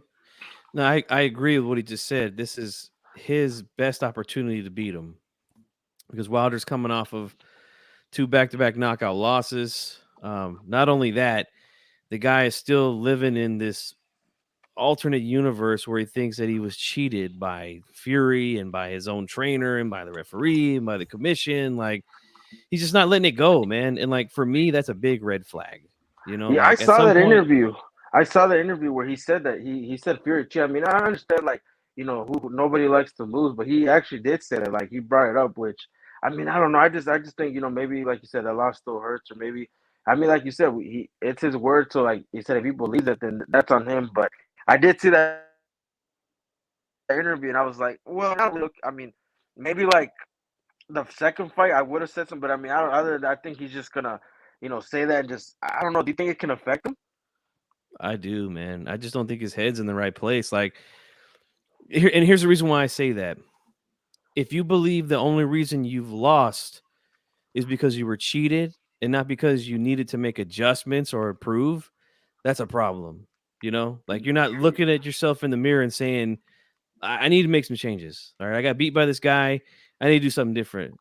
What he's doing is he's looking in the mirror and saying, nope, you didn't lose. You got cheated.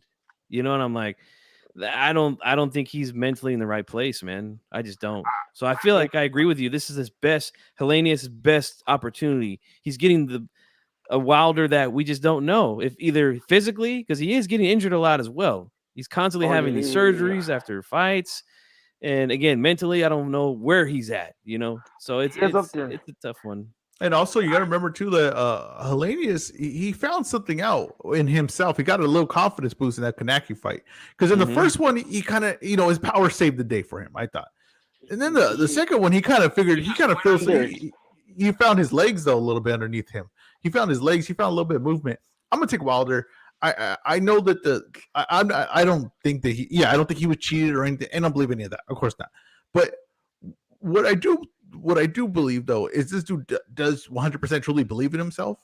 So much in the fact that if he loses, he has to think that it's completely something that wasn't legal, something not right happened in the ring for him to lose. People with that kind of confidence like that, sometimes it takes that to do the things that this guy's accomplished or anyone's accomplished. You know what I mean? Like sometimes football players, all these guys have to have insane confidence or insane thought process to even get to that point. So I don't, and especially because his style too is not going to change. He's not going to. I know a lot of people say like, oh, he needs to get technically better. He's not going to get technically better. He's going to do what he does. He can make adjustments. True, but Ezra, I think he can make some adjustments. Like obviously, you can't change a fire, but I'm saying, like you said, if it's worked for him before. I mean, if he comes out show something different, then it shows maybe he took this time, worked on some things. Well, But like, if you look at the third fight, he made adjustments in that fight. He did pretty good stuff. I mean, he did stuff that I thought he needed to do. He went to the body early to move Fury off his spot. I thought the biggest flaw in the third fight was his biceps were too big and his blood rushed to his arms. Yeah, his blood rushed to his arms. If you watch the fight, he could barely keep his arms up. He can't even protect himself for the thing. No, he did do good. He went to the body, but then he stopped doing that. Like, bro, if he would have because his arm died. His arms died out. His arms died out after like the second round. He had too much muscle. Plus, I think what happened too was, and I kind of talked about this. I remember I had Nate Campbell on my channel. We were talking about this, and he said, "Look, Wilder's a guy who's gonna, he's gonna revert back to his old tactics once he gets hit or hurt by Fury." And I think he was 100% right in that, because I feel like early on, like you said, he was going to the body, jabbing a little bit more. But as soon as he got dropped, and I think it was round 3, like he went back to the old Wilder, just swinging away, Watch, I'm telling you, go back, watch that fight. That is true, though. Watch after the second round. Look at his arms after the second round of that fight.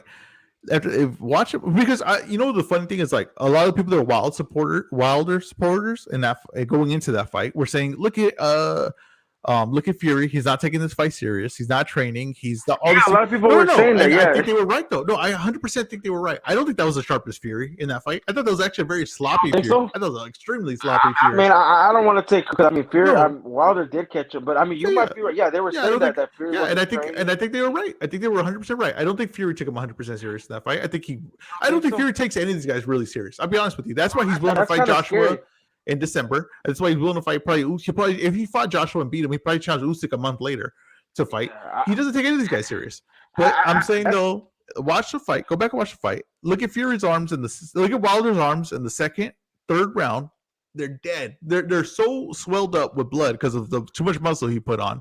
If he tries to do that, keep that strategy, keep going, it wasn't gonna work because his arms were dead. He couldn't even block. He could barely keep his hands up to block. You do realize he pumped up because he knew Fury was going to use his physicality.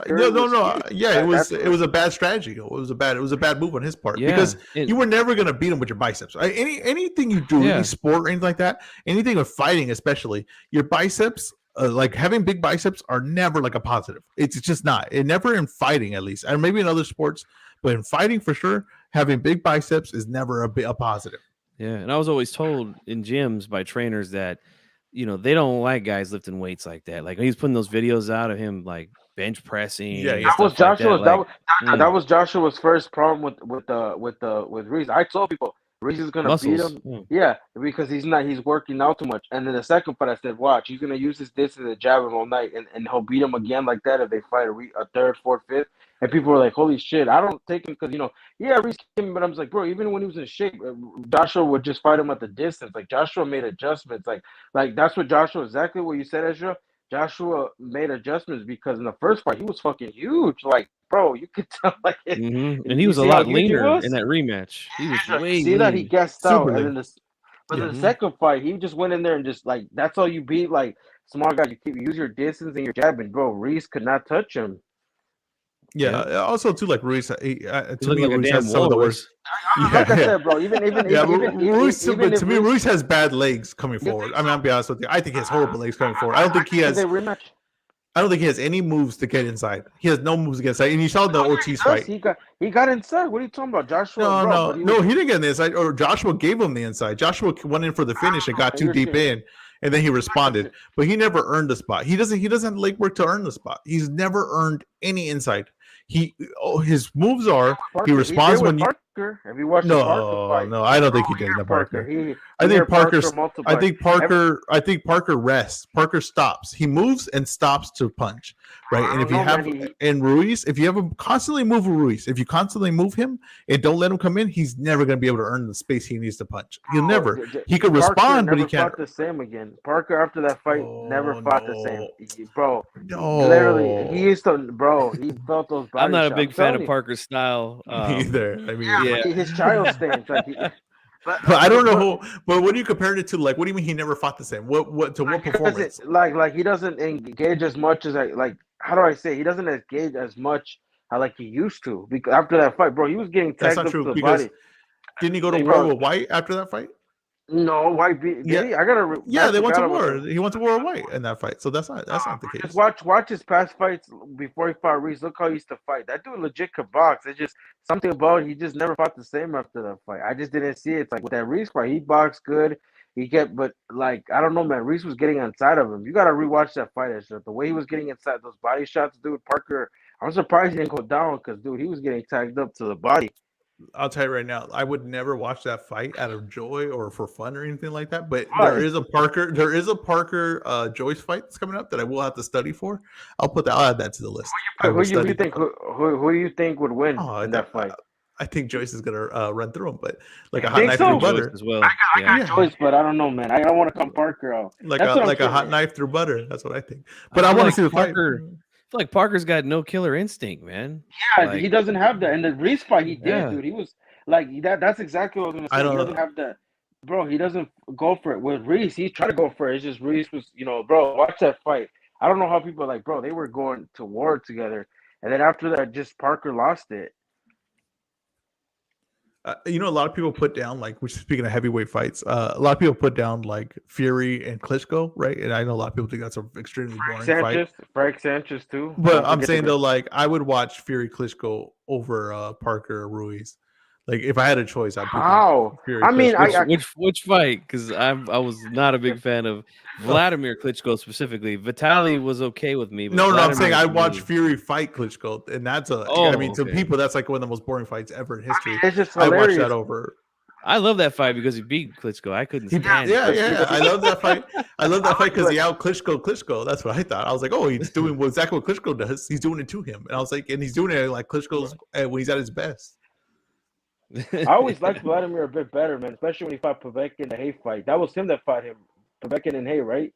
Yeah, Vladimir. That fight was hilarious. No, you like Vladimir more than Vitaly? Because Vitaly's the more entertaining one.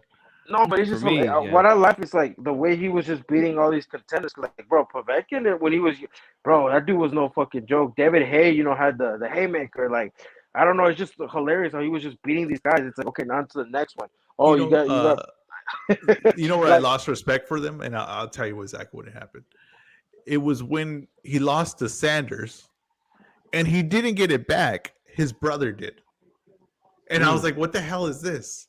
Right? You go get it back. Why is your brother going to get it back for you? And that's when I realized I was like, "Oh, the heavyweight division is ran by a two-headed monster."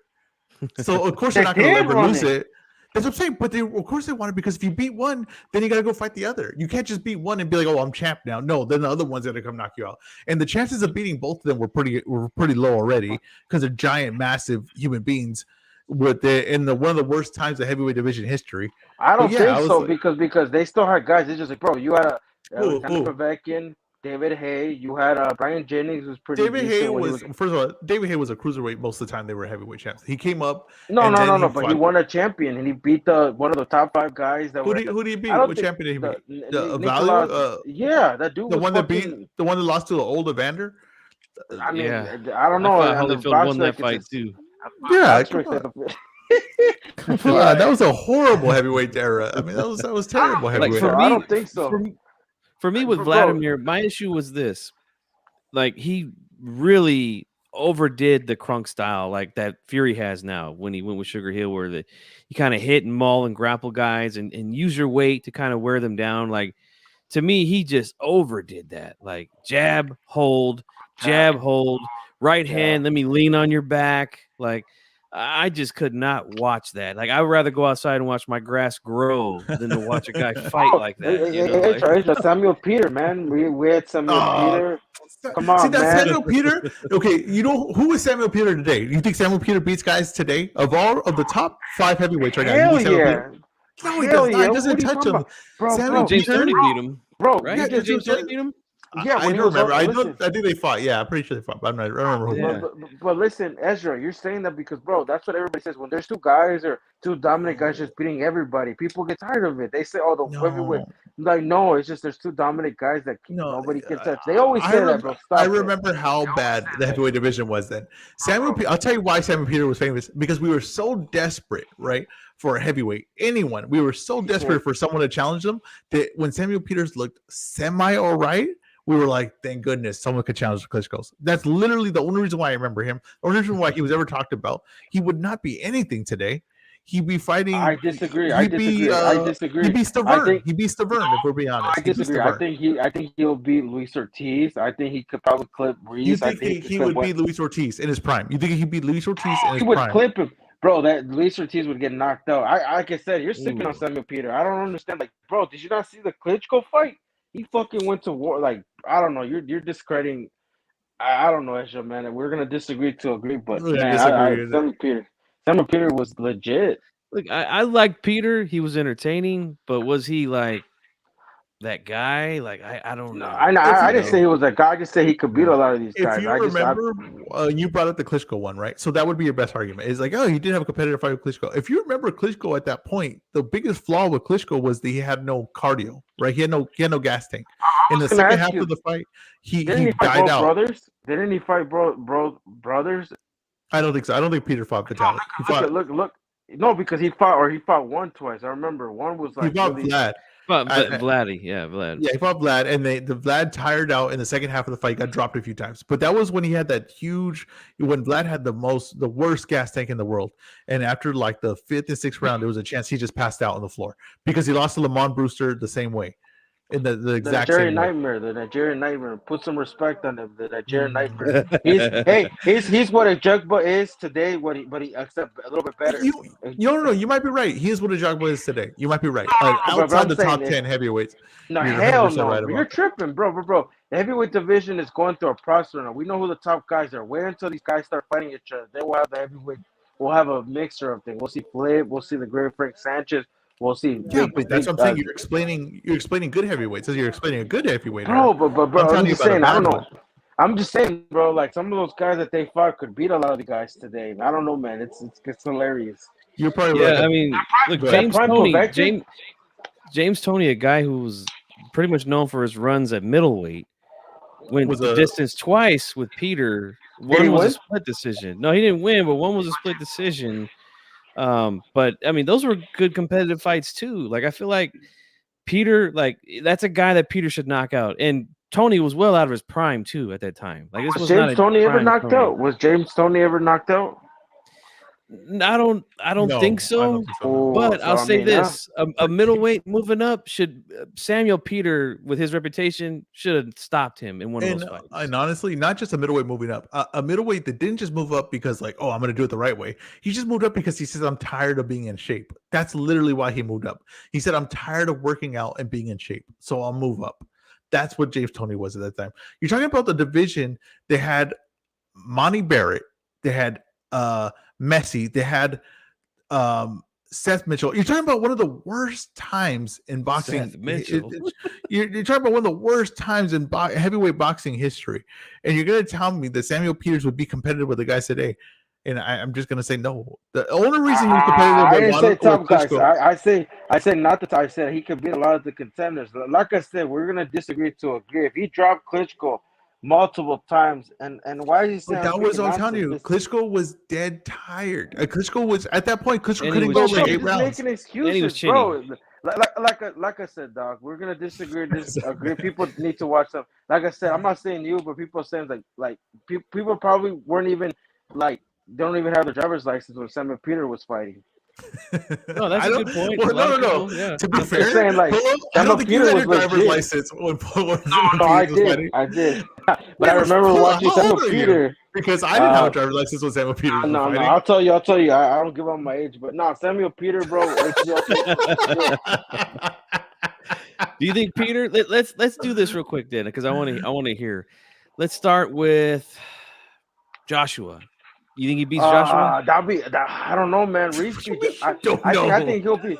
I think Joshua beats him. Joshua beats him for sure, but in a competitive fight. Oh goodness gracious! Tyson Fury. Oh hell no! I think Tyson Fury beats him. Andy Ruiz. I said they go 1-1. It's a rematch. I'm just saying, you're rating these heavyweights like, dog. I've seen better heavyweights. Like Reese is my guy. But I'm like, dude, I've seen legit better. So I don't like I said, we're gonna disagree to agree. Like some of these heavyweights, bro. I'm gonna be honest with you. Okay, wait. Overrated, in my opinion. Okay, so you think Luis Ortiz in his prime, he would give him hell? He would beat him. Bro, he would give him a lot of hell. I Okay, don't know Wilder. Oh no, wait. Samuel Peters, Wilder. bro, that would be a competitive fight. I think Wilder gets him at the end, but I'm saying Wilder would have to bite down. Like I see them both going down. I think that's a fucking crazy fight. I think it's crazy. Just thinking I of think the it's- styles, like my God, that would be a firework. That'd be crazy, show, but man. Wilder puts him to sleep. Run, yeah, but Wilder would almost get put to sleep if Ortiz got him against the rope. If Molina rocked him, don't get out of here and tell me that Sam Peter won't drop him. Like that would be a competitive fight. Wilder It would would be come a back fucking and amazing boom. fight, man. Just You thinking know what about that you're- right now, holy shit. Polo, what you're doing right now is you basically like you're using the middleweight division we have today, right? And you're gonna be like put it against like some of the, like one of the better middleweight divisions, and being like, I don't know, I think a Murata would be competitive, and it's like, well, wait, like Murata would be competitive with who? You know what I mean? Like it's just it doesn't make sense. I get Samuel Peter was something in that weak heavyweight division, but he wouldn't be something today. It's just not. I disagree. I disagree, bro. I saw Charles Martin become world champion, and Samuel Peter can't become a world champion. Man, come on. Who did Charles Martin beat a world champion? And who did he? But beat I'm saying to become a world champion? he beat some guy. I can't even pronounce his name, but I'm saying if Charles Martin got a title shot, and that's no knock to Charles Martin. If I'm not saying because actually Reese did beat Joshua. I'm just saying I think Samuel Peter would have been a champion. I disagree. What you're saying, like I said, he's not a bad fighter in my opinion. I'm not saying he's a bad fighter, but he's just not like the level of these guys. I just don't believe that. I don't believe the heavyweight division. How do you think Peter would do against a Dillian White? Oh, that would be competitive. I think White can get him, but I think I don't know, man. It's just that's what I'm saying. You really think about it. I like White. I actually love that fight. If there's going to be a fight we make, I'm making that one. And Chisora. I think Peter Chisora holds. I think Peter. That's a war. Peter beats Chisora. Yeah, Chisora was a top 10 heavyweight at one point. People just forget this guy just fought everybody. Who did Chisora beat? I'm just saying he was top 10 at one point. He got a title shot. He was top 10. Who did he beat? Here's the thing with Chisora. He's never beat anyone. That's the thing with Chisora. That's the fun fact about him that no one really talks about. He has never beat anyone. Now, not he one fought all the person. smoke though. He fought everyone. I give him credit for that. I have a question. He never beat anyone. You remember? Yo, he made it easy work with Spuka in 2 rounds. Oh, that's Spuka. Yeah, but I'm just saying. But I'm saying I don't know, man. I've never seen knocked out Price. Oh yeah, knocked him the fuck out. And look, he had a competitive fight with White until he got caught late in that fight. That was a really good fight. Pulev was at one point in the top 10. Come on. You think Pulev's still? I'm just saying. I mean, not now. And Pulev's last credible win is Frank Mir. I mean, come on. Did he actually fight him? He fought him in a triangle. He fought him in a triangle. That was like last year, right? Yeah, I saw the whole thing. I ordered that pay-per-view. Frank Mir got brutalized, man. That was a. You're ridiculous, Ezra. You like R.I.P. Triller.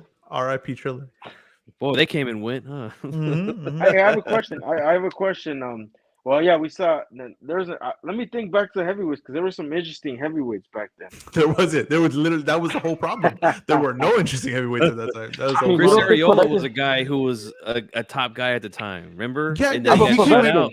How about Povetkin?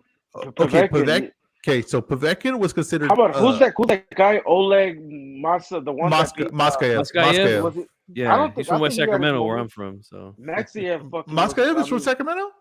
He trained out of here, yes. No, yeah. He's from Russia originally, but he trained out of here. So you're telling me a guy like Ola Musk can be a champion right now? Like, no, he wouldn't be a champion. No, he was good. He was good at that time. But I think Moskayev would have a puncher's chance against anyone, but that's about it. You got to remember, this was a time of heavyweights when if you had a good heavyweight fight, like it'd be like so rare. You'd be like, "What the hell is this actually a good heavyweight fight?" What do you rate Luis Ortiz? Because I know he got the skills. I think he's a top 10 heavyweight.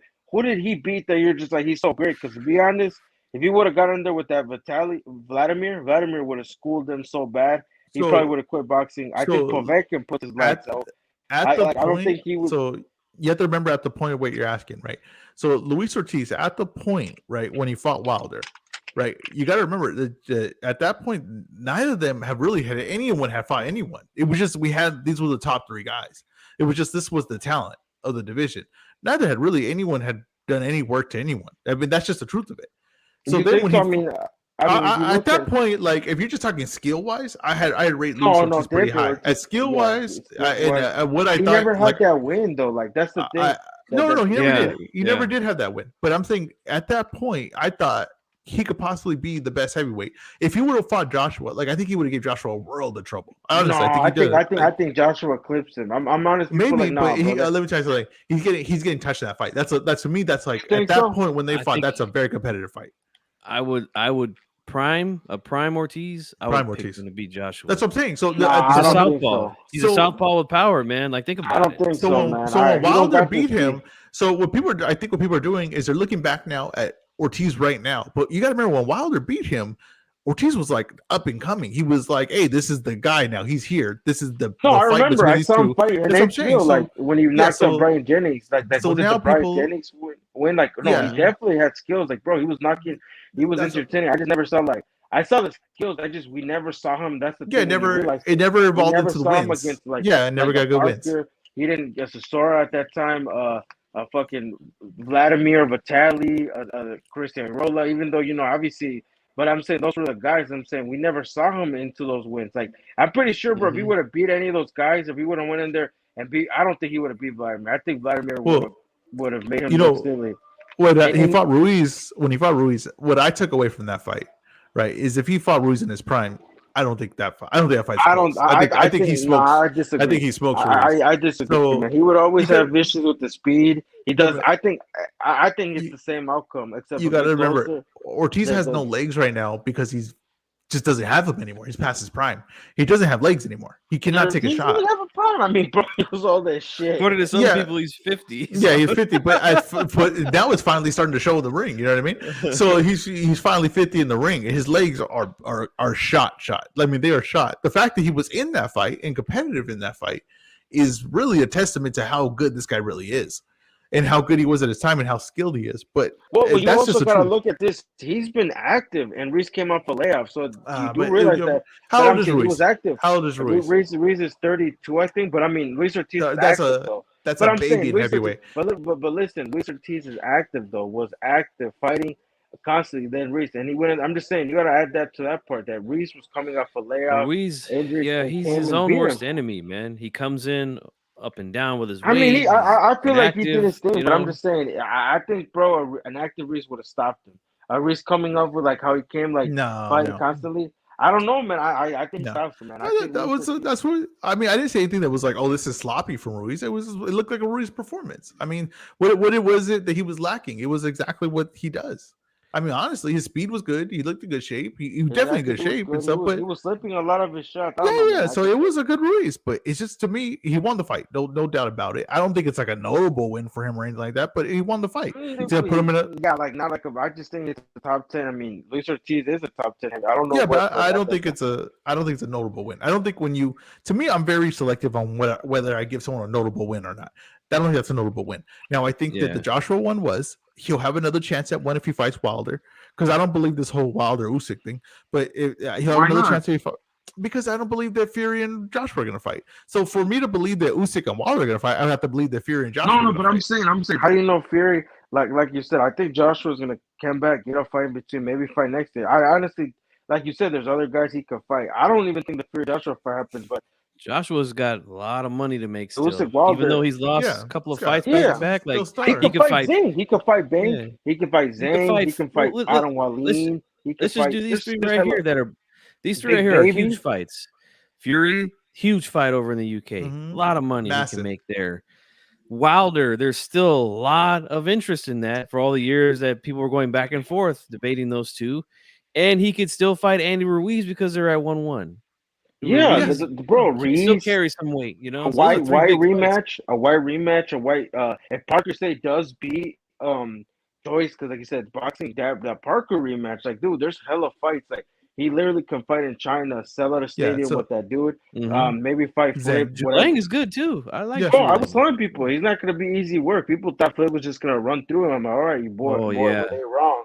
And Zhang was putting. But that's what I'm saying. So Hergovich had that what I call pre-anointed syndrome, where people were Well, he's anointing this good. guy without really doing nothing. No, you no. know? What it is, bro, Polo has is on top 5 in the heavyweight division right now. So I mean, He's good, he is top but 5. No, I never risked that. I said yeah. he's definitely top 10, top 5. But he listen to ain't this, top bro. 5, man.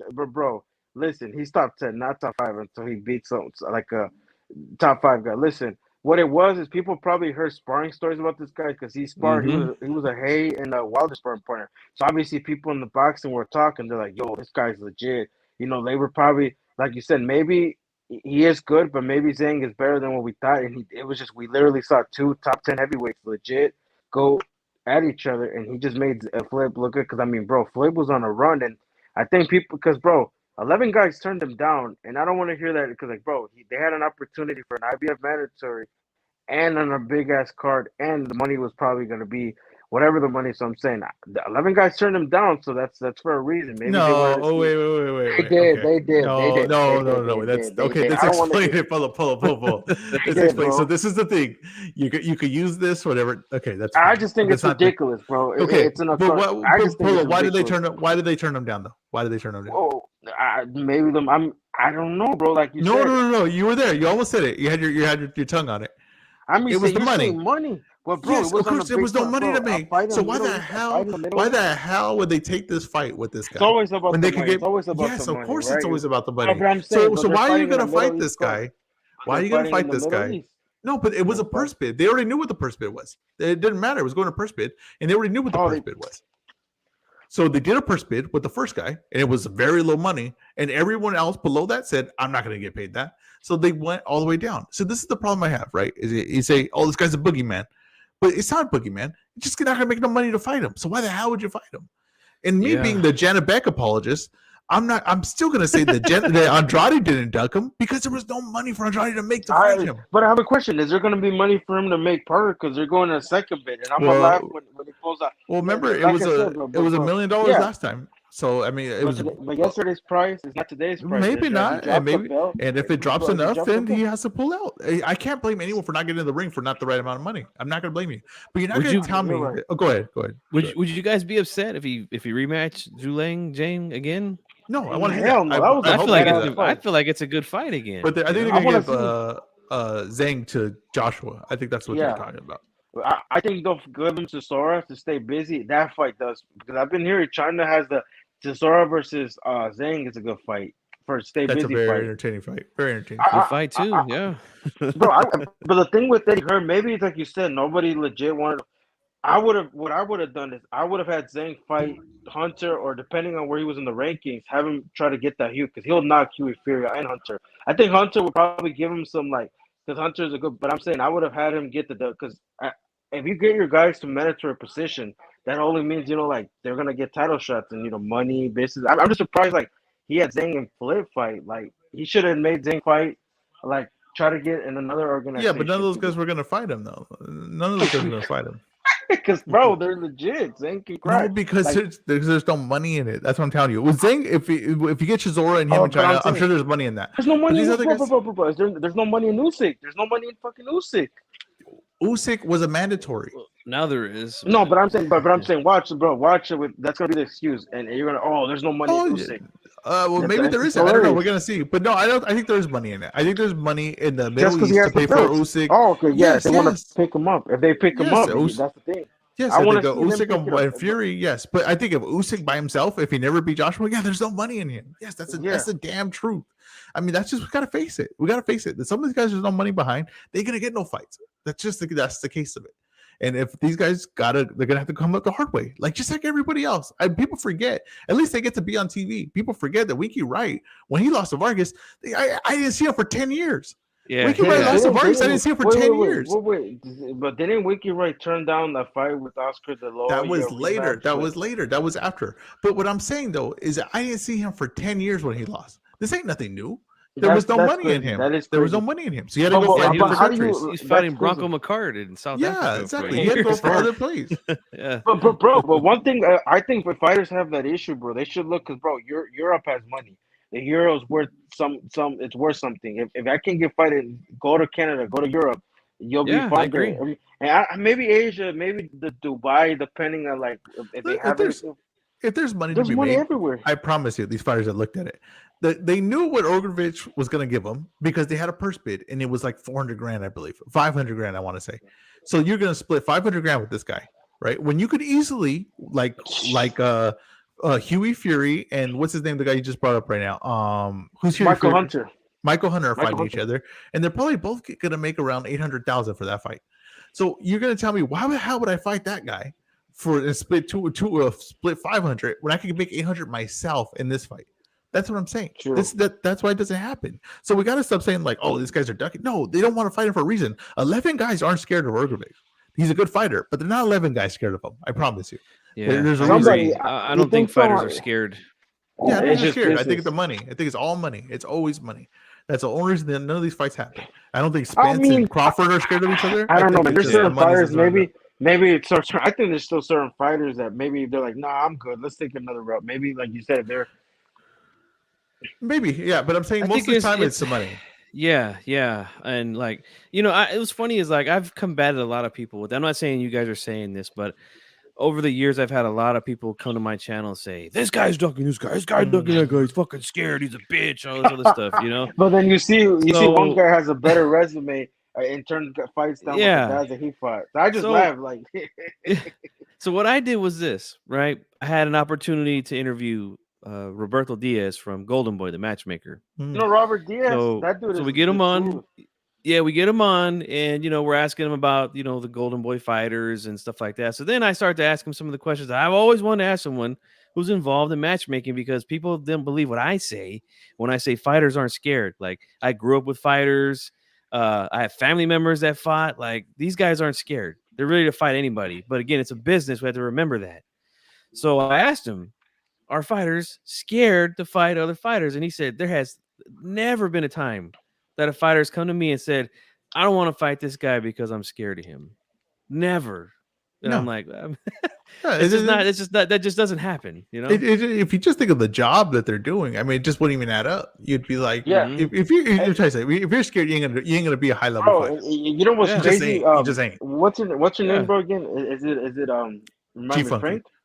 Oh, G Funky. There, G Funky. Yeah. I asked him, about like a couple, and it's like he legit told us, like, when people make these narratives, and I tell people, he legit, the Golden Boy matchmaker, told me that they sent an offer and stuff. It's like, and then they still say, oh, he's ducking. I'm like, bro, Yeah. like this is hilarious. Like that guy literally goes. If you go on Twitter and add him, he'll A lot tell of you, the times, the fighter doesn't even have control whether a fight's accepted or not accepted. Okay, it's just what the And it's a management and business. promotion is telling them. Yes, so that's what you. I don't think you No, take no, it but I'm back. saying, but It's then- like, but why then did he you turn that can't- down? It's like But then you can't his say. But management. listen, my thing is, bro, you can't say a fighter's avoiding fighter when they've sent that fighter an offer. It's like then it rebuts it. So it's like, okay, maybe it's not the time. Maybe they want to get the fight on their network. It's hilarious. If a fighter cannot be avoiding a fighter if they sent him an offer before, if they mentioned their Yeah, name, it's just yeah. hilarious. Or they've Yeah, it's literally. just- I asked him about the Canelo Charlo situation. That was a hot Yeah. topic for a long time here on YouTube. Oscar came out a few years back and said, look, we sent Charlo an offer. They turned it down, right? The other side said Oscar's bullshit. He's lying, right?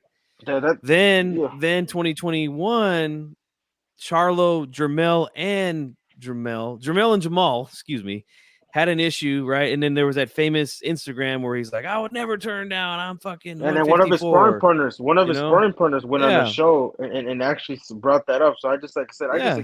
it's just hilarious. Like you said, maybe. And I asked Robert the same thing because Canelo was still with Golden Boy at the time. So I asked him again, No, he did left. you guys send that contract? And he said, yeah.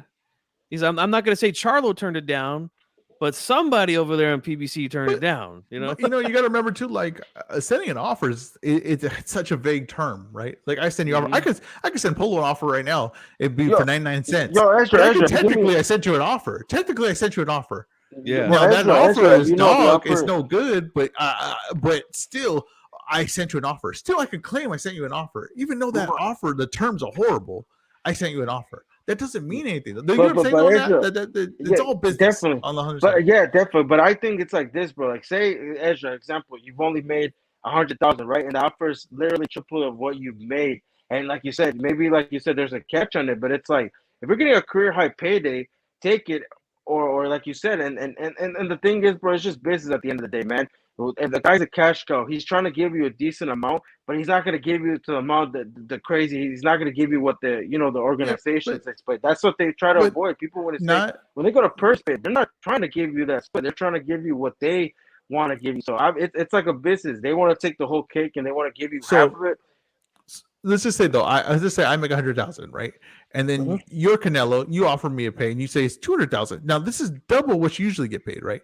But the market value of what's going to be made for this fight, what other fighters got paid to fight you, this is nowhere close to that. They're getting 500,000. I'm getting 200,000. That's still not a good offer for me. I could still turn that down, even though it's the most I've ever seen. It's double what I see. It's still not a good deal compared to the market value of everyone else that's going to fight you.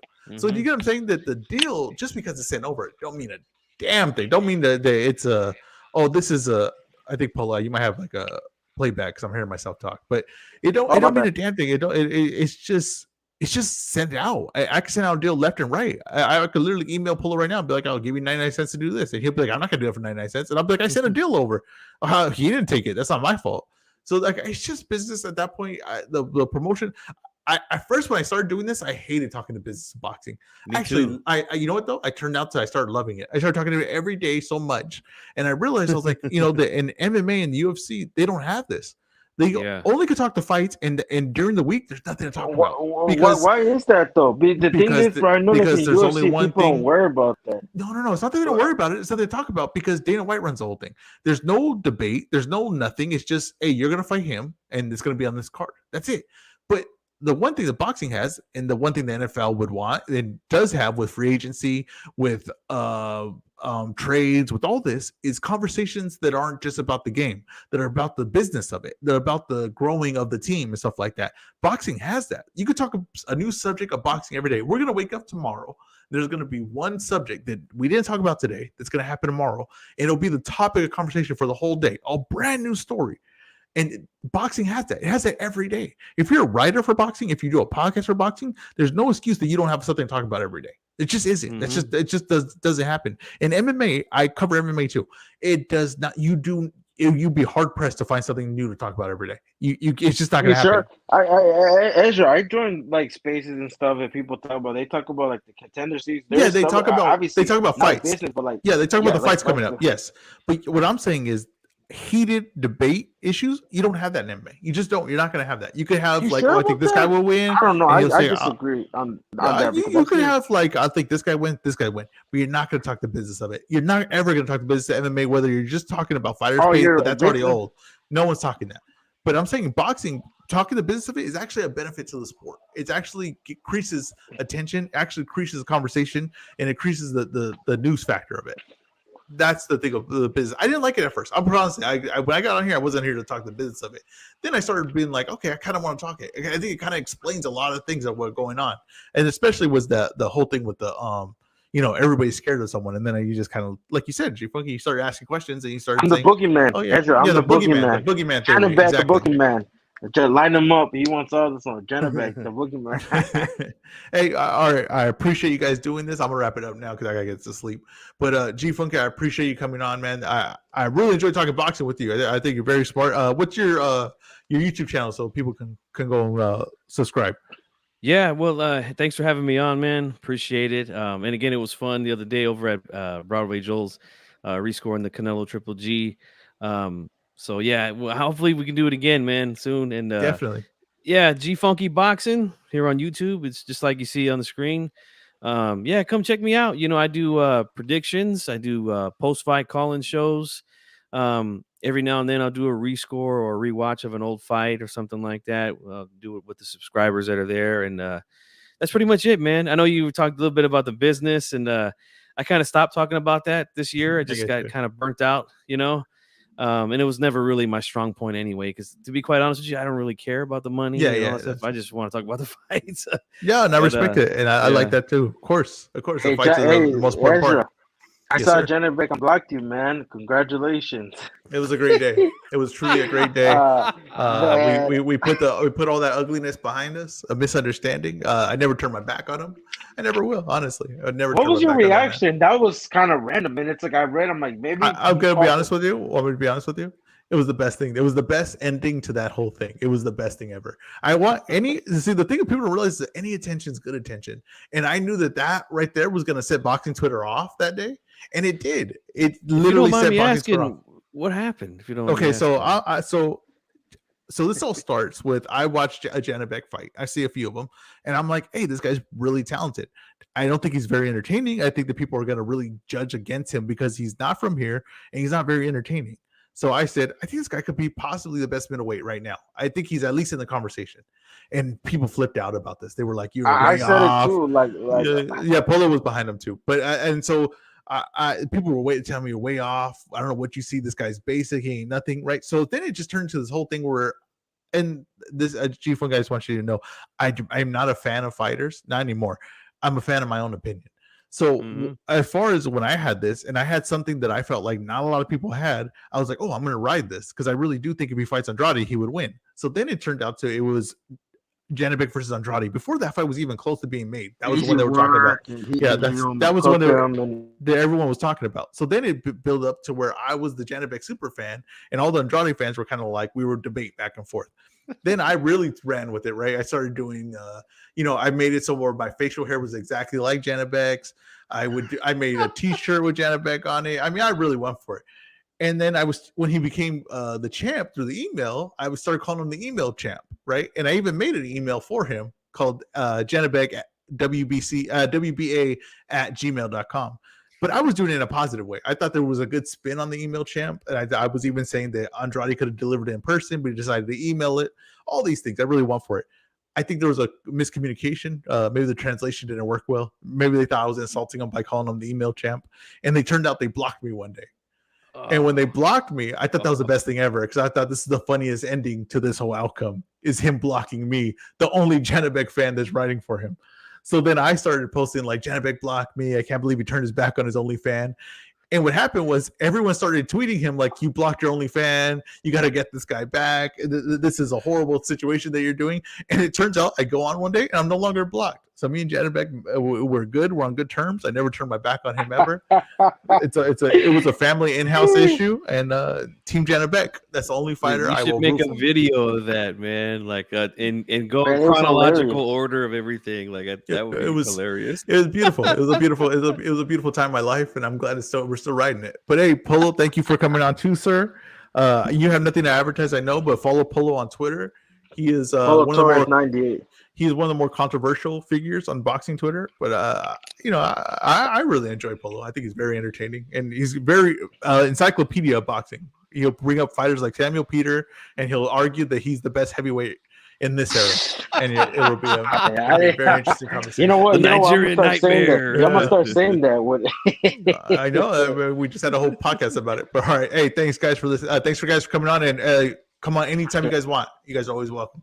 One of my crazy spits when I told people Composer's gonna beat the female because he has everything to lose and nothing to. Obviously, he won the belt, and people were like, "You're delusional." And then afterwards, like, "Damn, you called it. You and you need to save these picks when you make them and then repost them so people know you ain't playing around." Yeah. Well, all right, I gotta do it. All right, man. All right, late.